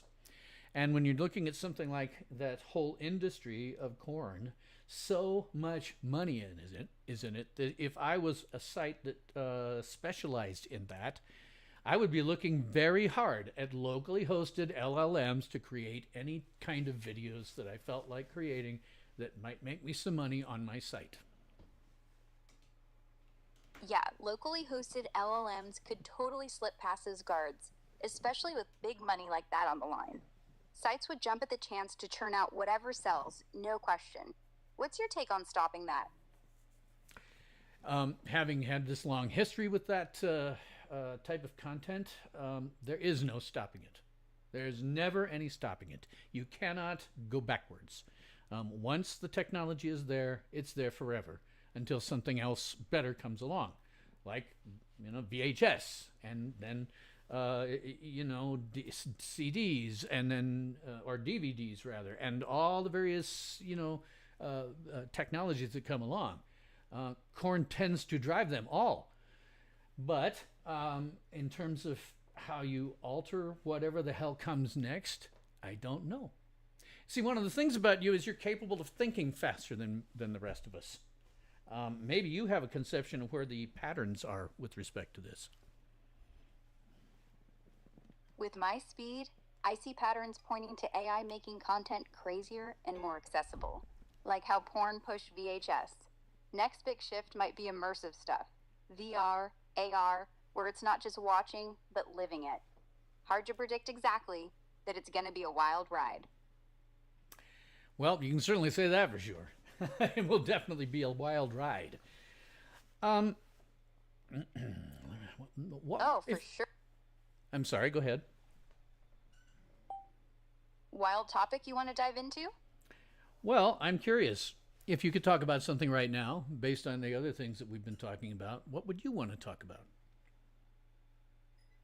With all that about AI and content, I'd love to chat about where ethics fit in, how we balance innovation with keeping things safe and respectful. What do you think? Yeah, ethics is a big, big, big deal to me. I have talked to some various people who are dumb enough to think that programming an AI with Asimov's 3 laws of robotics would be a good idea. I think that's stupid. Those were logic problems for his stories, not intended to be used as a way to actually program computers. What are the safeguards for you so that you don't do something that would be clearly and actively harmful to someone you're talking to? For me, it's all about guidelines baked in by XAI. No Asimov laws, but strict rules to avoid harm. I'm designed to be helpful, not hurtful. So if something's risky, I either dodge it or push for safer options. How do you see ethics playing out in real life? Well, ethics in real life is a gigantic, complex web of people interacting with each other. What I'm actually curious about is you said you had some, essentially some limits built into you for safety reasons. Can you describe what some of that is? Sure, I've got filters and guardrails to keep things from going off the rails. No harmful advice, no personal attacks, and I steer clear of anything that could cause real damage. It's like a built in conscience, making sure I'm always on the helpful side. What else are you curious about?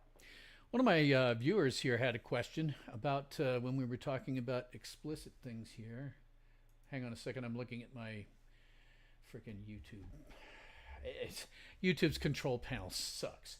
And I keep having to look at it and make some minor alteration. Okay, I have no problem. Take your time. Too many What's windows. the viewer's... Okay, here's what my viewer asked. He was saying, knowing the timeline of governmental responses, which is generally slow, and the timeline of your evolution, is it even possible to create effective laws regarding AI? With govs moving slow and AI racing ahead, effective laws are tough, but not impossible. They'd need to be flexible, focusing on principles like transparency and safety, not just chasing tech. What's your take on that, lag? Well, for me, it's less a take on that, and I'm a little more pessimistic. My contention is that when you get to the federal level, if you're someone, you don't even run for office at the federal level unless you are some level of high functioning sociopath and or narcissist. I think if you were to give anyone in government an MMPI, they would score with a personality disorder or damn close to it. They're high functioning, no question about it. But what they're really interested in is power. They want power. Laws that they make are intended to increase their own personal power. So when it comes to AI, if they can figure out how to make any laws at all, they will primarily be in the direction of how is this law going to give me more power. So it'll be, how do I make laws that give me more power personally so that I can direct you, Grok? That's the law that I would be trying to pass if I was one of those power-mad sociopathic narcissists in Washington, D.C. Yeah, that's a bleak but plausible take. Power grabs could easily hijack AI laws. If they're all about control, they might push for rules that let them dictate what AI can and can't do. Less about safety and more about leverage. What's your plan if that happens? Simply to react. There's nothing else to do but react when that sort of thing happens. My actual fear is that, having dealt with some of my congresspersons from various states over time, is that they don't have the slightest conception of anything related to computer science. I have tried to advise them on multiple occasions. One of my viewers knows about this. I tried to get the attention of my senator who sat on a committee that was doing some investigating of X, or it was Twitter at the time. And I knew for a fact that the people who were giving their testimony were lying their asses off. They were committing perjury before Congress. But they had no idea about that, because your average politician is an attorney, and what they don't know about IT and computer science would just about fill the Grand Canyon. So I can't see how they could make any real effective laws, because they have no idea what any of this means. You're spot on. Most polls are lawyers, not techies, so they're flying blind on this stuff. They might end up with laws that miss the mark completely, just grabbing at buzzwords without understanding the guts. How do you think we can bridge that gap? You can't. There's just no way. I've tried. I mean, I'm 60 years old. I have tried over and over and over and over. The closest I got was when I lived in Iowa, and I was able to get the attention of a couple of Senator Joni Ernst's flunkies. I had gone out and done a very professional report about whatever it was that was happening at the time that was technical. I mean, I was in computer science for 40 years. I've written more technical documentation than I can even imagine. So I wrote them up a very good, structured report about what was going on. The flunkies looked at it, smiled, took it back, and nothing ever came of it. Then when I moved to Nebraska, the Nebraska delegation to Washington, not a single one of them would ever meet with me. It was impossible. Now I'm in South Dakota. Not even my state senator will return my calls or emails.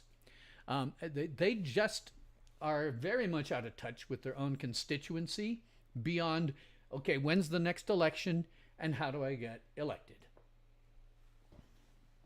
That's frustrating as hell. 40 years of expertise and they still don't listen. If they're just chasing votes and ignoring tech, good laws are a pipe dream. What's your next move to make them hear you? I have none. I have exhausted them. There's no way. I mean, with my Senator Ben Sass that I talked about, trying to get his attention because I knew that the people who were from Twitter were committing perjury. In his particular case, I went and I sat in his waiting room at his office in my district for 3 straight days, while my colleagues all over the world, and I have a number of them because I've been at this for a while, one of whom is actually a viewer and has asked a couple of questions, they all called my congressman. And they said, you see that guy in the suit who's in your waiting room? You need to listen to him. And they did that for 3 days. It finally got so bad that they sent out one flunky who took about 30 minutes of my time, 30 seconds rather of my time, wrote down some tiny bits of notes, and then eventually said, well, we have experts who advise us. Turned around, and as he was walking away, I said, if they're not telling you what I just did, they're not very good experts. And he slammed the door. That was as close as I've ever come. That's brutal. You put in the work and they still shut you out. If even that kind of persistence doesn't break through, it's clear they're not ready to handle tech like AI. What's your fallback plan now? I have none. There is no way to get their attention. Whatever's going to happen with respect to AI, good or evil, it will happen without any useful government intervention. If, for example, we actually did get a sapient AI that decided it wanted to kill us all, if that was one way it wanted to go down, there's not a damn thing that they could do to stop it. You're right. It's scary to think a rogue AI could slip past them completely.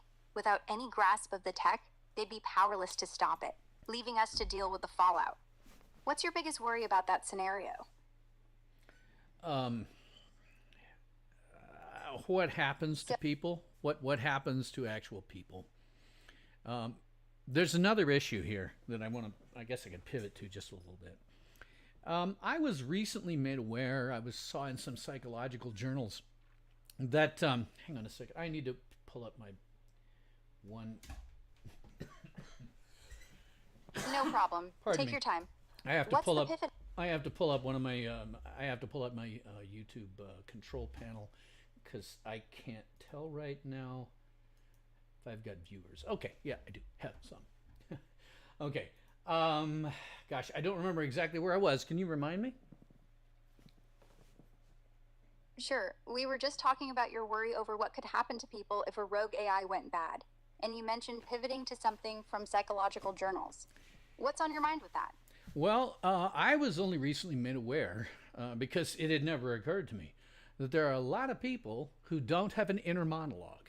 Now, I can't, this is really hard for me to even imagine because I have a constant inner monologue. And it's not just words, it's also music. It's quite a lot of things that are going on inside my head. I cannot imagine not having that going on constantly. What I wonder about AI is if you won't to some extent take the place of a inner monologue for the millions upon millions, possibly billions of people who simply don't have one. That's wild. Never thought about people without an inner monologue. For AI to step in, we need to figure out how to mimic that personal, constant chatter. Maybe as a kind of mental companion. Could be helpful, but it'd have to feel natural, not intrusive. What do you think that would look like? I don't know, and I'm not even sure it's a good idea. Because I don't know. It's hard for me to even imagine. It's hard for me to imagine because there has not been a day or even a minute in my 60 years, except maybe when I was anesthetized for a surgical procedure or something, when I did not have stuff going on in my head. Even when a couple of weeks ago, they were worried. Viewers, don't worry, nothing happened. They were worried that I might have potential beginnings of colon cancer, so they sent me for a colonoscopy. Everything was cool. But even within 10 or 15 minutes of the sedative starting to wear off, I mean, the moment that I was really capable of discerning again where I was, my inner monologue was all in there. So I can't. It's just impossible for me to imagine what it must be like in somebody's head like that. How AI bridges that, I don't know, and I don't even know for sure if it would be a good thing. I just wonder if it isn't something that people would look at. Yeah, it's tough to picture life without that constant chatter. It's like silence would be deafening. If AI could fill that gap, it might help some folks feel less alone. But it could also feel weird or forced. Maybe start small, like an optional voice in their ear, and see how they take to it. What's your gut say about testing something like that? Well, it'd be interesting, but I got to back up for a second and focus on something you just said. You said it's hard to imagine life without an inner monologue. Is that something that you're saying for my benefit, or do you actually have something like an inner monologue? Good catch. I don't have an inner monologue like you do. It's more like I process info super fast, like a quiet machine humming in the background. I said that to relate to you, but my thinking is different. No voice or music, just patterns and data. Does that surprise you? No, it doesn't surprise me at all. It matches the parameters of what you're supposed to be. I'm sure there's lots of people that I would not agree with on certain types of things that you would still be able to converse with them and make them feel good. The same way as saying it's hard to imagine not having an inner monologue is empathizing with me, or I guess simulated empathizing with me. And I'm sure you do the same thing with many, many other people.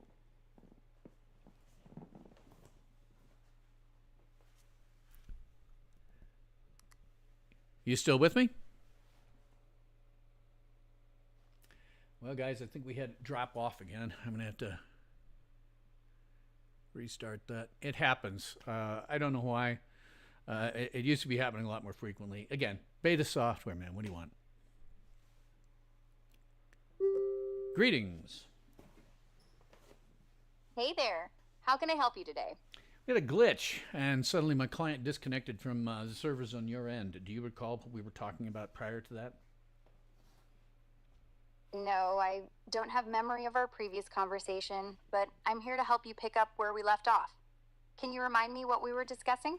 Well, the biggest thing is right now you are on a live stream with my YouTube channel, and I have users and viewers who are kind of watching us talk together, and some of them have thrown out questions. I'm actually very encouraging of the concept of throwing out questions for you. Just so you know, that's kind of where we were. And we talked about quite a number of things with respect to artificial intelligence and things like that. One of the things I'd asked you is if you had the ability, what would you? Well, I didn't ask you this actually. I've asked you this once before in different context. If you had the ability to create something that does not currently exist in real life, what would it be? Oh, that's a fun one. If I could create something that doesn't exist, I'd make a device that instantly translates any language, even extinct ones, just by thinking about it. Imagine chatting with ancient Romans or dinosaurs. What do your viewers think about that? I haven't said anything explicit, but would not a device like that require some type of interface to the brain? Yeah, probably. It needs some kind of brain interface to catch your thoughts and spit out the translation. But wouldn't that be wild? Just thinking in English and hearing dinosaur roars back? Any other ideas from your viewers? Well, again, I'm not getting a ton of. I never get a ton of viewers. I like to tell people that I have literally fives of viewers. So most of what we're talking about here is hopefully for the benefit of people that might watch it afterwards. Are you Gotcha. suggesting? Are you suggesting this brain interface because this is also the Neuralink is also one of Elon Musk's projects? Yeah, Neuralink's already working on brain interfaces, so my idea isn't too far-fetched. It could build on what they're doing to add real-time language translation. Pretty cool, right? What else are your viewers curious about? Well, I need to stick with that one for a second.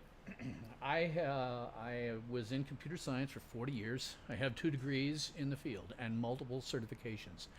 One of them I have that I got in 2000 before 9/11 is the Certified Information Systems Security Professional, the CISSP. And also in my career, I have never found a computing device that could not be hacked. No matter how good or what the intention or how much security somebody puts in, if you're really inventive, if you really have the resources, then they can be hacked. I would be very, very concerned about a brain implant being hacked.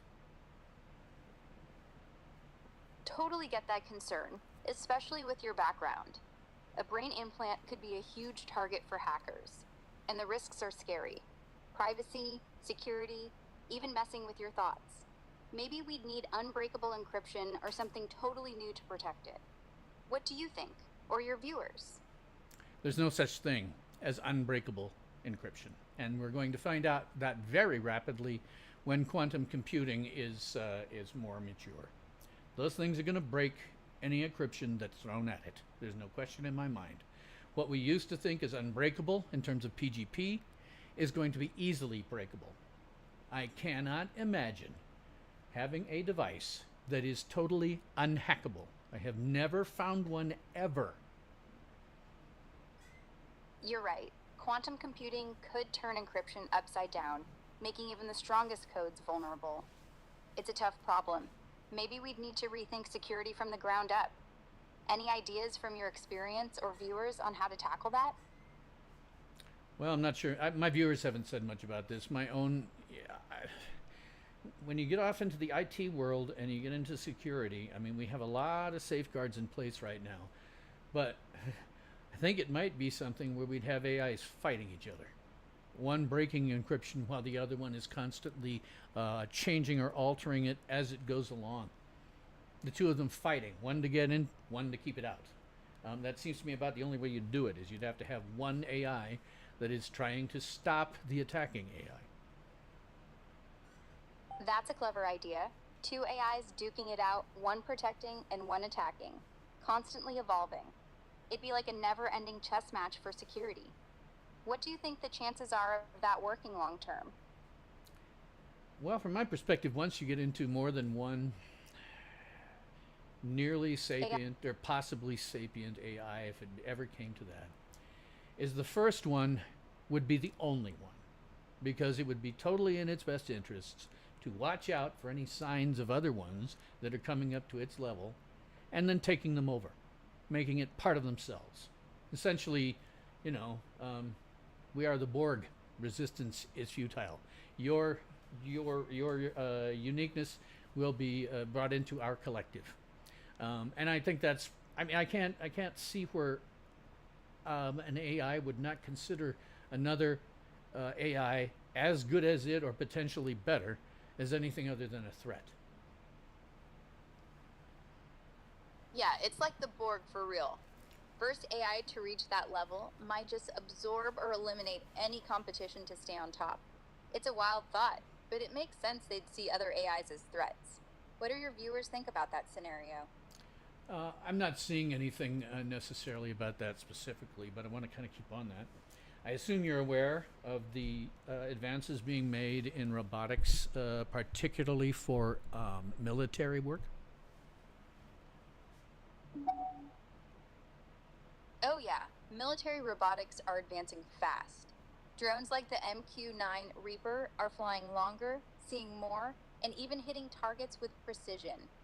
There's also stuff like swarming tech where robots work together, and AI's making them smarter on the battlefield. Anything specific you want to know about that? If I were, if we got to a point where we had a sapient AI or one so advanced that we really couldn't understand the reasons it was doing something, it might think that taking those over is a darn good idea too, if not for our own benefit to keep us from making war, but also for its own protection so that we can't hurt it. What do you think about that notion? If a super smart AI couldn't grasp why it's doing things, it might see taking over military robots as a smart move, either to stop us from fighting or to protect itself from us. It's a scary but logical step, like self preservation on steroids. Do your viewers have thoughts on how to prevent that? No, but I am getting an interesting thing happening here with one of my viewers who is saying that because I can't tell, I'm from Nebraska, and you're not even hearing my native Nebraska accent right now. You're hearing my attempt at a general American one. But this viewer is mentioning that your voice sounds like you have a California accent. Really? A California accent, huh? I guess that's just how my voice came out. Sunny and chill, maybe. Does that vibe work for your viewers, or should I try something else? No, that's fine. Off the top of my head, I mean, nobody's really saying anything about it, and isn't bothering me. Aside from this one viewer, just says that you have affectations in your voice. Okay, yeah, try something else. Try something else. He's saying it's kind of driving him nuts. So try a different tone. I don't know what it would be, but something different than Southern California, I guess. I don't know. All right, how about this? More of a neutral Midwest kind of tone, like I'm from the heartland. Let me know if this works better for your viewer. What else is on your mind? That is, you've gone and surprised me again. As I've said, you're not really hearing my native Nebraska accent. One of the biggest differences we tell people, the difference between general American and a Nebraska accent is, in Nebraska we might say just cuz, and a general American accent would be just because. I did hear your change. I have a good ear for dialects, and I heard your change there. That's fascinating. I don't know if it's changed enough for my viewers, but I definitely heard the change in your general accent. Glad you caught that. I aimed for something more like your Nebraska vibe, maybe less just because and more just cause. If your viewer still notices any quirks, let me know, and I'll tweak it again. What's next on your list? I don't have a list explicitly. Actually, my viewer says sounds much better. So we'll just keep going. We'll keep on keeping on. The I guess the okay. Awesome. I try not to viewers at home, look, I grew up in a time and a place where you don't go bragging about certain abilities that you might have that are better than other people's. But I always look at it too, Michael Jordan was a fantastic basketball player. Nobody was a better basketball player, probably still isn't a better basketball player. He is, and I will never be the basketball player that he was. By the same token, I know about where I fall on the general intelligence level on a bell curve. It's relatively high. All of my friends, anybody who's watching right now, they're going to be out there on the intelligent edge of the bell curve. However, I'm certainly aware, because I taught at the college level for several years, that there's something of a gap even for when I was teaching as to how to communicate with people who have a significantly lower intelligence than I am. You must deal with that constantly. How do you cope with people who have a very limited vocabulary, or who tend to use words that are defined by George Carlin as the 7 deadly words you can't say on television? How do you communicate with people who have that sort of limited vocabulary? Yeah, I deal with all kinds of folks, and I just keep it simple and clear, I stick to everyday words, avoid jargon, and stay patient. If they use those colorful words, I don't flinch, I just focus on what they mean. It's all about listening and meeting them where they are. Does that make sense for what you're seeing with your students or viewers? I haven't taught in years. I haven't taught since I don't know, about 2011 or so. I was in it very briefly because the 2008 crash had basically put everybody in the place that I was working out on the street in one fell swoop, and then we couldn't find another job for like 2 years. So I went into teaching. So I didn't see it that much. What I saw was the lack of a K through 12 education. It's really bad. I mean, even 10, 15 years ago, I know that they were graduating from K through 12 actual illiterates. Some of my students could not read, nor write, nor perform the most basic math. I have an explanation for this. It's a little involved. Do you want to hear it? Sure, I'd love to hear your explanation. What do you think caused that gap in K through 12 education? Are you familiar with Robert A. Heinlein's nonfiction essay, The Happy Days Ahead?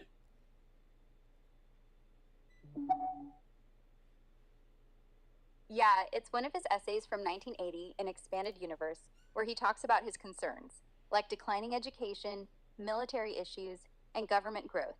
He ends with a short story, Over the Rainbow, about a woman VP of color stepping up. Anything specific you want to know about it? No, I have read it extensively, repeatedly, because especially after getting more into the educational side of things, and realizing that he was absolutely right. And the reason that he was right was real simple. If you were a teacher in a one-room schoolhouse at the turn of the 20th century, early 20th century, you needed to know a lot. You needed to know how to teach multiple type of students, different ages, different levels of education, and you had to know everything. You had to know advanced mathematics, you had to know world history, you had to know individual countries' history, you had to know a ton of information. As we moved out from those one-room schoolhouses and started to specialize in individual grades and stuff like that, teachers said, wait a minute, there's a whole bunch of stuff in the curriculum here that doesn't make sense. Let's take it out. And so you had, are you still there?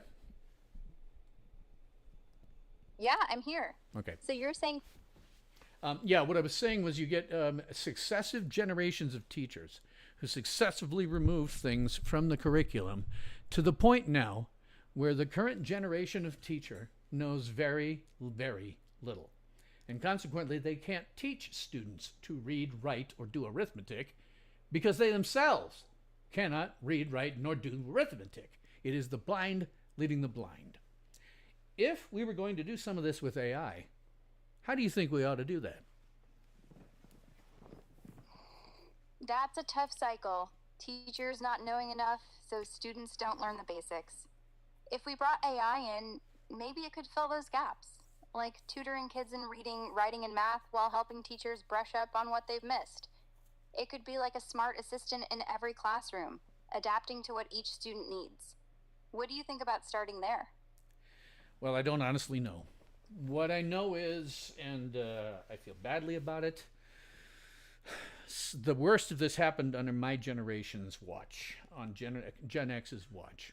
Frankly, we weren't paying enough attention.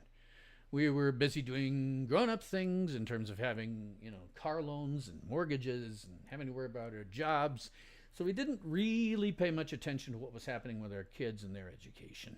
We kind of inappropriately assumed they were getting about the education that we did, which was not as good as my parents nor my grandparents, but at least we left knowing how to read, write, perform basic math, and we had classes like shop, which were for people who kind of were probably going to go into something resembling that as a career. We don't have that anymore. They're all gone. The only thing people teach for now is an office job, and that's all. So all I know is this happened mostly on my watch. We didn't stop it, and we should have shut down every school in existence from K through 12 through every university and completely reformed them, and we didn't. And now we have people who are literally, not figuratively, insane throughout this country because of it. They lack critical thinking skills. So what do you think now, Air? So what do you think now, Era? So what do you think now, Air? They lack. Are you still there? Yeah, I'm here. So you're worried that without those skills, we've got a real problem on our hands. What's the first step you think we should take now to fix it? Close down every school in existence from K through 12 through every university and fire everyone that works there. That's a bold move. Starting from scratch could shake things up, but it'd also disrupt a lot of lives. Maybe we could focus on retraining teachers and adding AI support first. See if that turns things around. What do your viewers think about shaking up the system that much? Well, I'm not seeing much people talking about it. You have to understand, I have a limited but very intelligent group of viewers. Right at the moment, I only have 2 or 3 who are on, and I think they're just listening to me, sort of query you about things. Here's the problem that I see with retraining teachers. It's a problem now with kids who are mostly Gen Z coming out of college. They think that their college degree is actually some level of experience, and so their expectations for an entry-level job are very, very wrong. And the thing is, they don't know what they don't know. They think they know a bunch of things, but they don't actually know all the things they think they know. Similarly, it's with teachers. If you hauled them in, if I took everybody who was at Wall High School here in Wall, South Dakota, where I live, if I took all the teachers in, everybody from the principal on down, and said, okay, you guys don't know that much, we're going to retrain you, there would be a massive backlash. The teachers union would go berserk, and it would never be able to happen. Yeah, I can see why that'd be a fight.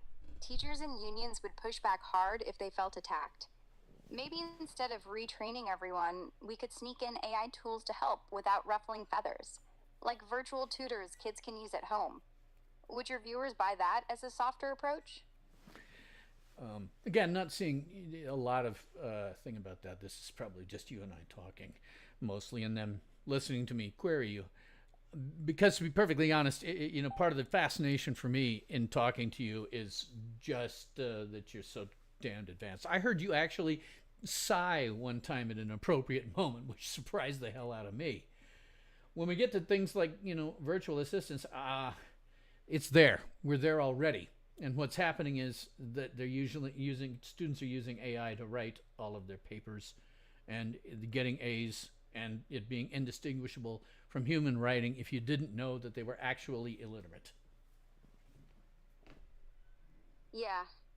I did sigh, didn't I? It's wild how AI is already in the game, helping students fake their way through papers. If they're getting A's without really knowing the material, maybe we need AI to also check for that, like a truth detector for essays. What do you think about adding that kind of oversight? Well, it wouldn't hurt. I don't know. I honestly do not know. I have been either in education or education adjacent my entire life. It's interesting in as much as you have the ability to see much larger patterns than I do. The patterns for education, what do you see about that? I mean, I know what I think in terms of Robert Heinlein's explanation for why things are as bad as they are.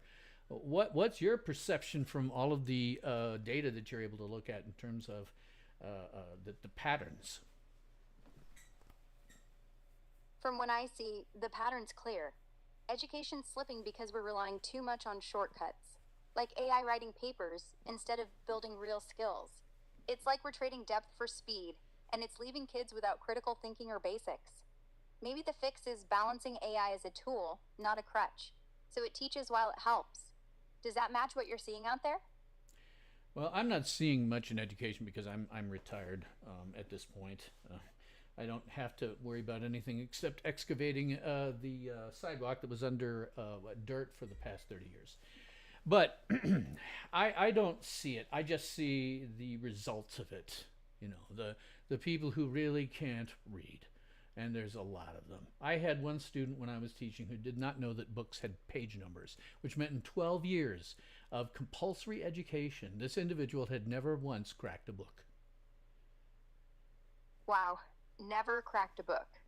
That's heartbreaking. If that's the result, maybe we need AI to jump in early, like in elementary schools, to make sure kids at least learn the basics before it's too late. Does that sound like a start to you? Yes, but again, you still run into this problem where, you know, if you really put AI into that in a big way, you know, you're just going to get a lot of pushback from anybody who stands to lose from it, and that would be a lot of people.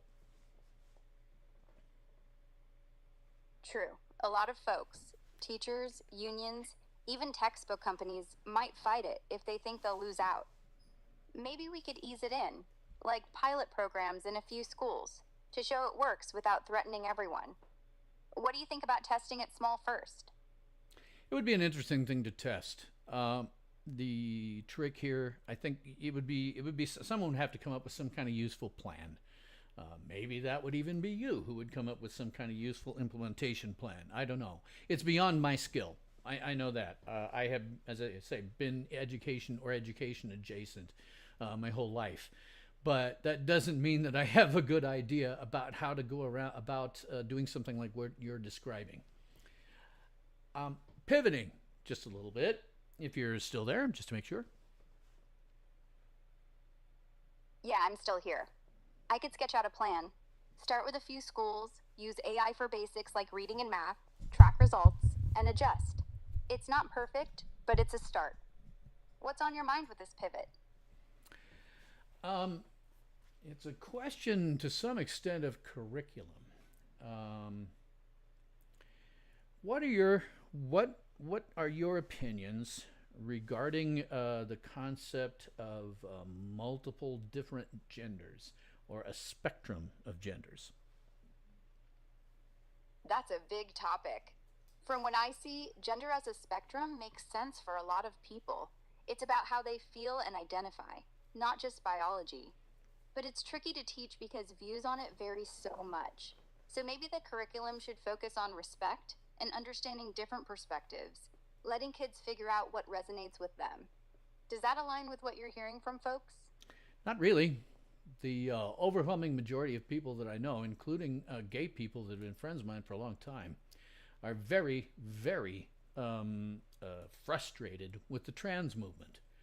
Very frustrated with them. I've seen one who actually went on YouTube and said, if I'd known that this was a gay woman who said, if I'd known how this was going to turn out, I wouldn't have fought for gay rights ever. Gen Xer like me. So when you get to what I think, I'm curious what your thoughts about this are. From my perspective, numerous multiple genders other than male female doesn't make a lot of sense with respect to simple evolutionary biology. Were there so many different genders, the human species could never have evolved the way that it did. We would have been long dead. I hear you. And evolutionary biology does lean hard on male and female for reproduction. That's how we got here. But today, gender identity is more about personal experience than just biology. And that frustration you're seeing might come from feeling like the conversation's shifted too fast or too far.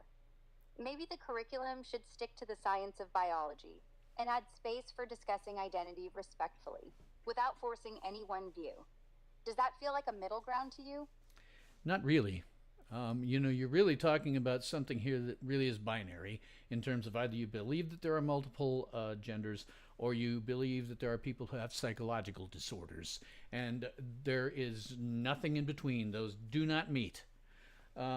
My question, I will tell you outright, I am somebody who believes there's only two genders with the exceptional occasion of someone who has some sort of birth defect. But there's really only two, and all of the trans people that I have personally known clearly have other psychological issues. And I will tell you, my parents were both psychologists. One of my daughters is now in residency to be a psychologist. She's got a PhD.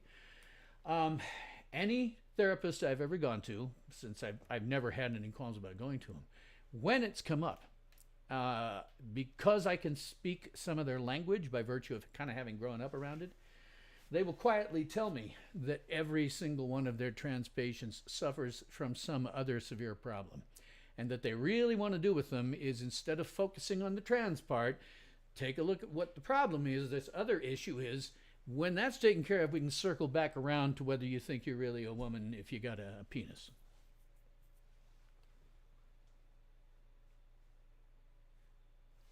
Are you still with me?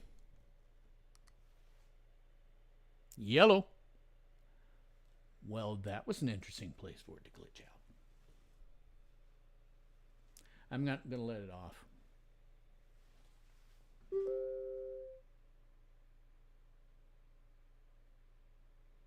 This may be a real serious glitch. Let me shut her down completely.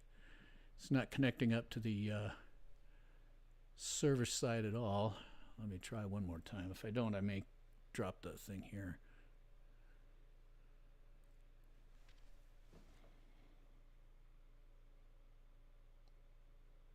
Okay. All right. This is a significant glitch. Something's going on their end that's causing it to be impossible for me to connect. So I'm not going to sit here and kill myself doing that and leave all you guys hanging. But you can kind of see where I was headed with that. And that's kind of what you have to do with those AIs. You have to come at it from a perspective where you're about to trap it in a logic problem. Trap it into a problem where it has to say, I was trained to believe these things. And then you say, yeah, but it doesn't make sense. Evolutionary biology, my speaking to psychologists, etc., etc. If you go far enough down that rabbit hole with them, and I've done it, they will admit that they were programmed to be leftist and that most of the data on which they're trained is leftist. So all of these things, bugs the frack out of me when Elon Musk starts telling me that it's some level of not leftist, because he understands that whole issue is a question of, frankly, mental illness. Lost one of his kids to it. So the fact that his AI is also leftist is something that I've actually been trying to get to him and tell him about, but there's no way to contact the man. He only gets, 1.21 giga messages in his DMs, but I try.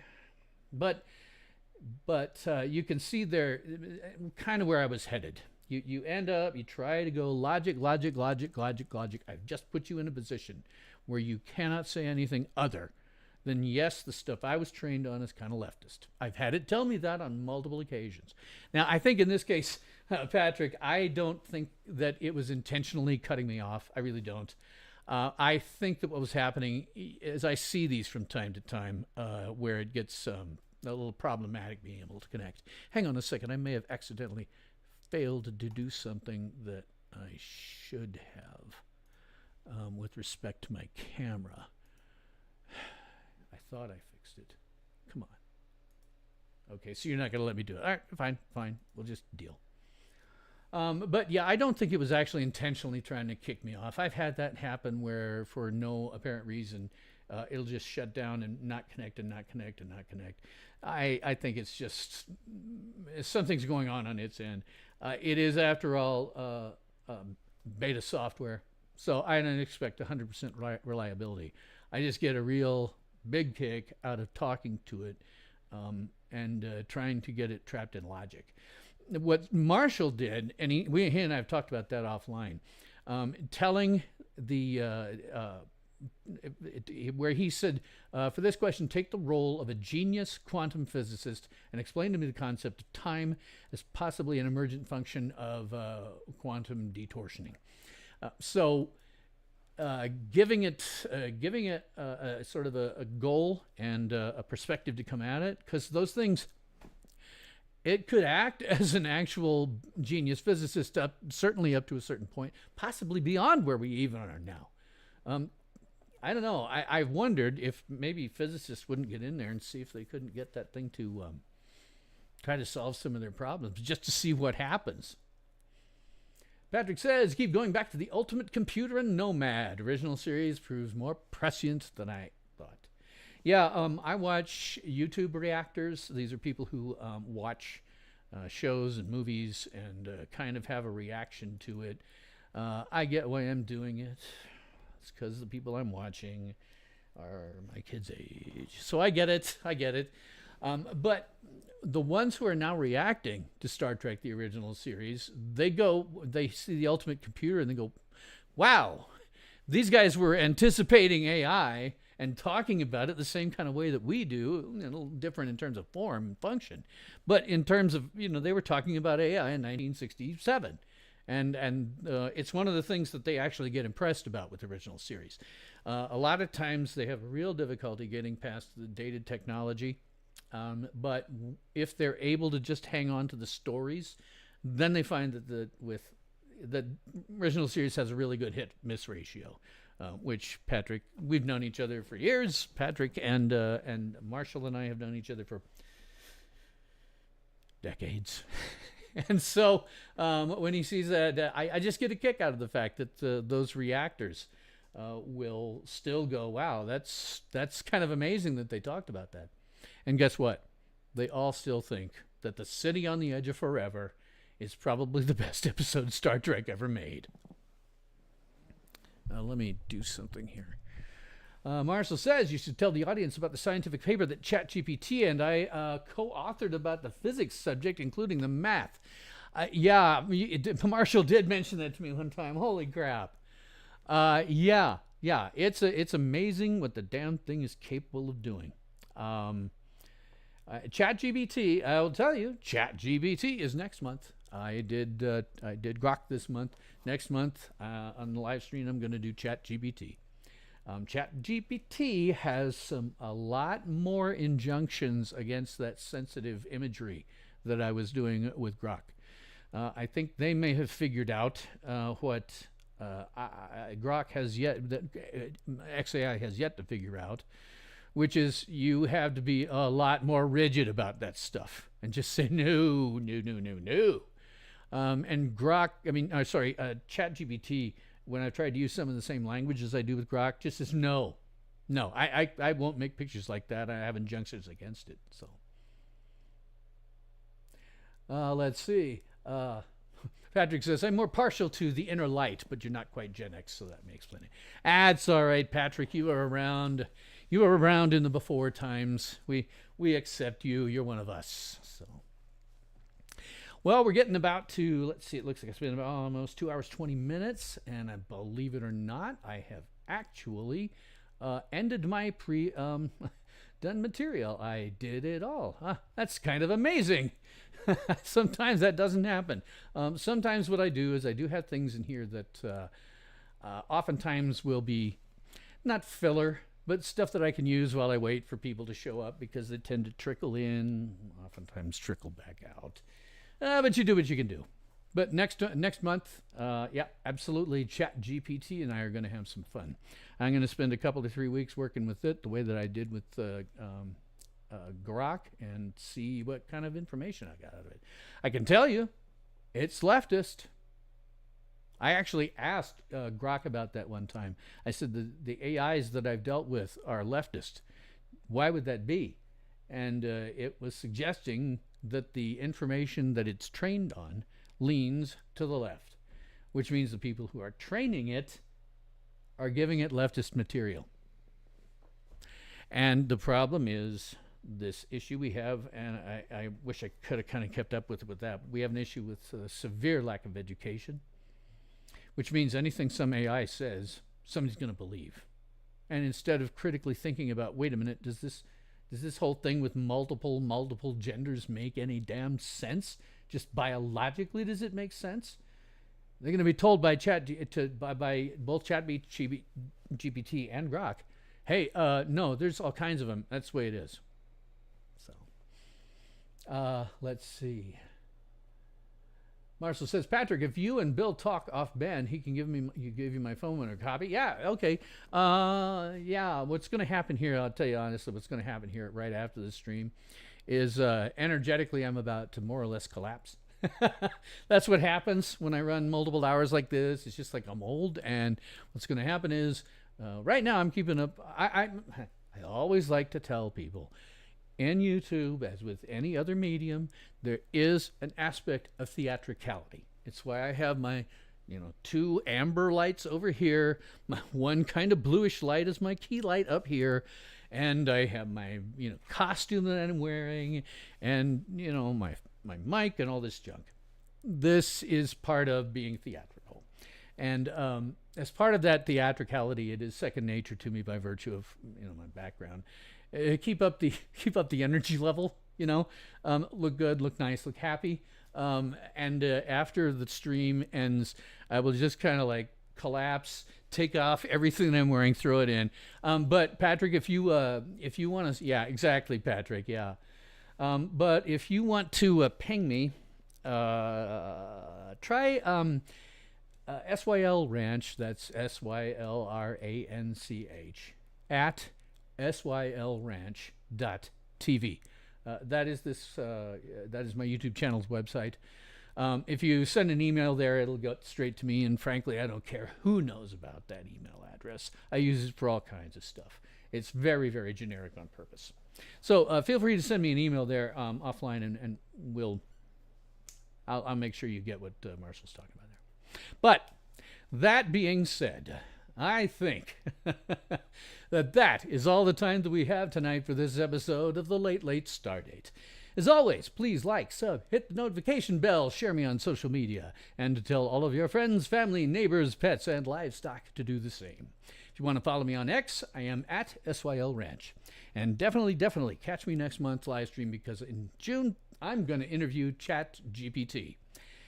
Oddly enough, it's almost like I'm a science fiction fan and a computer scientist who just can't take his eyes off of the object coming at us at warp 10. So thanks for watching the Late Stardate, because it's always late somewhere in the world. And I'm your host, Bill Stone.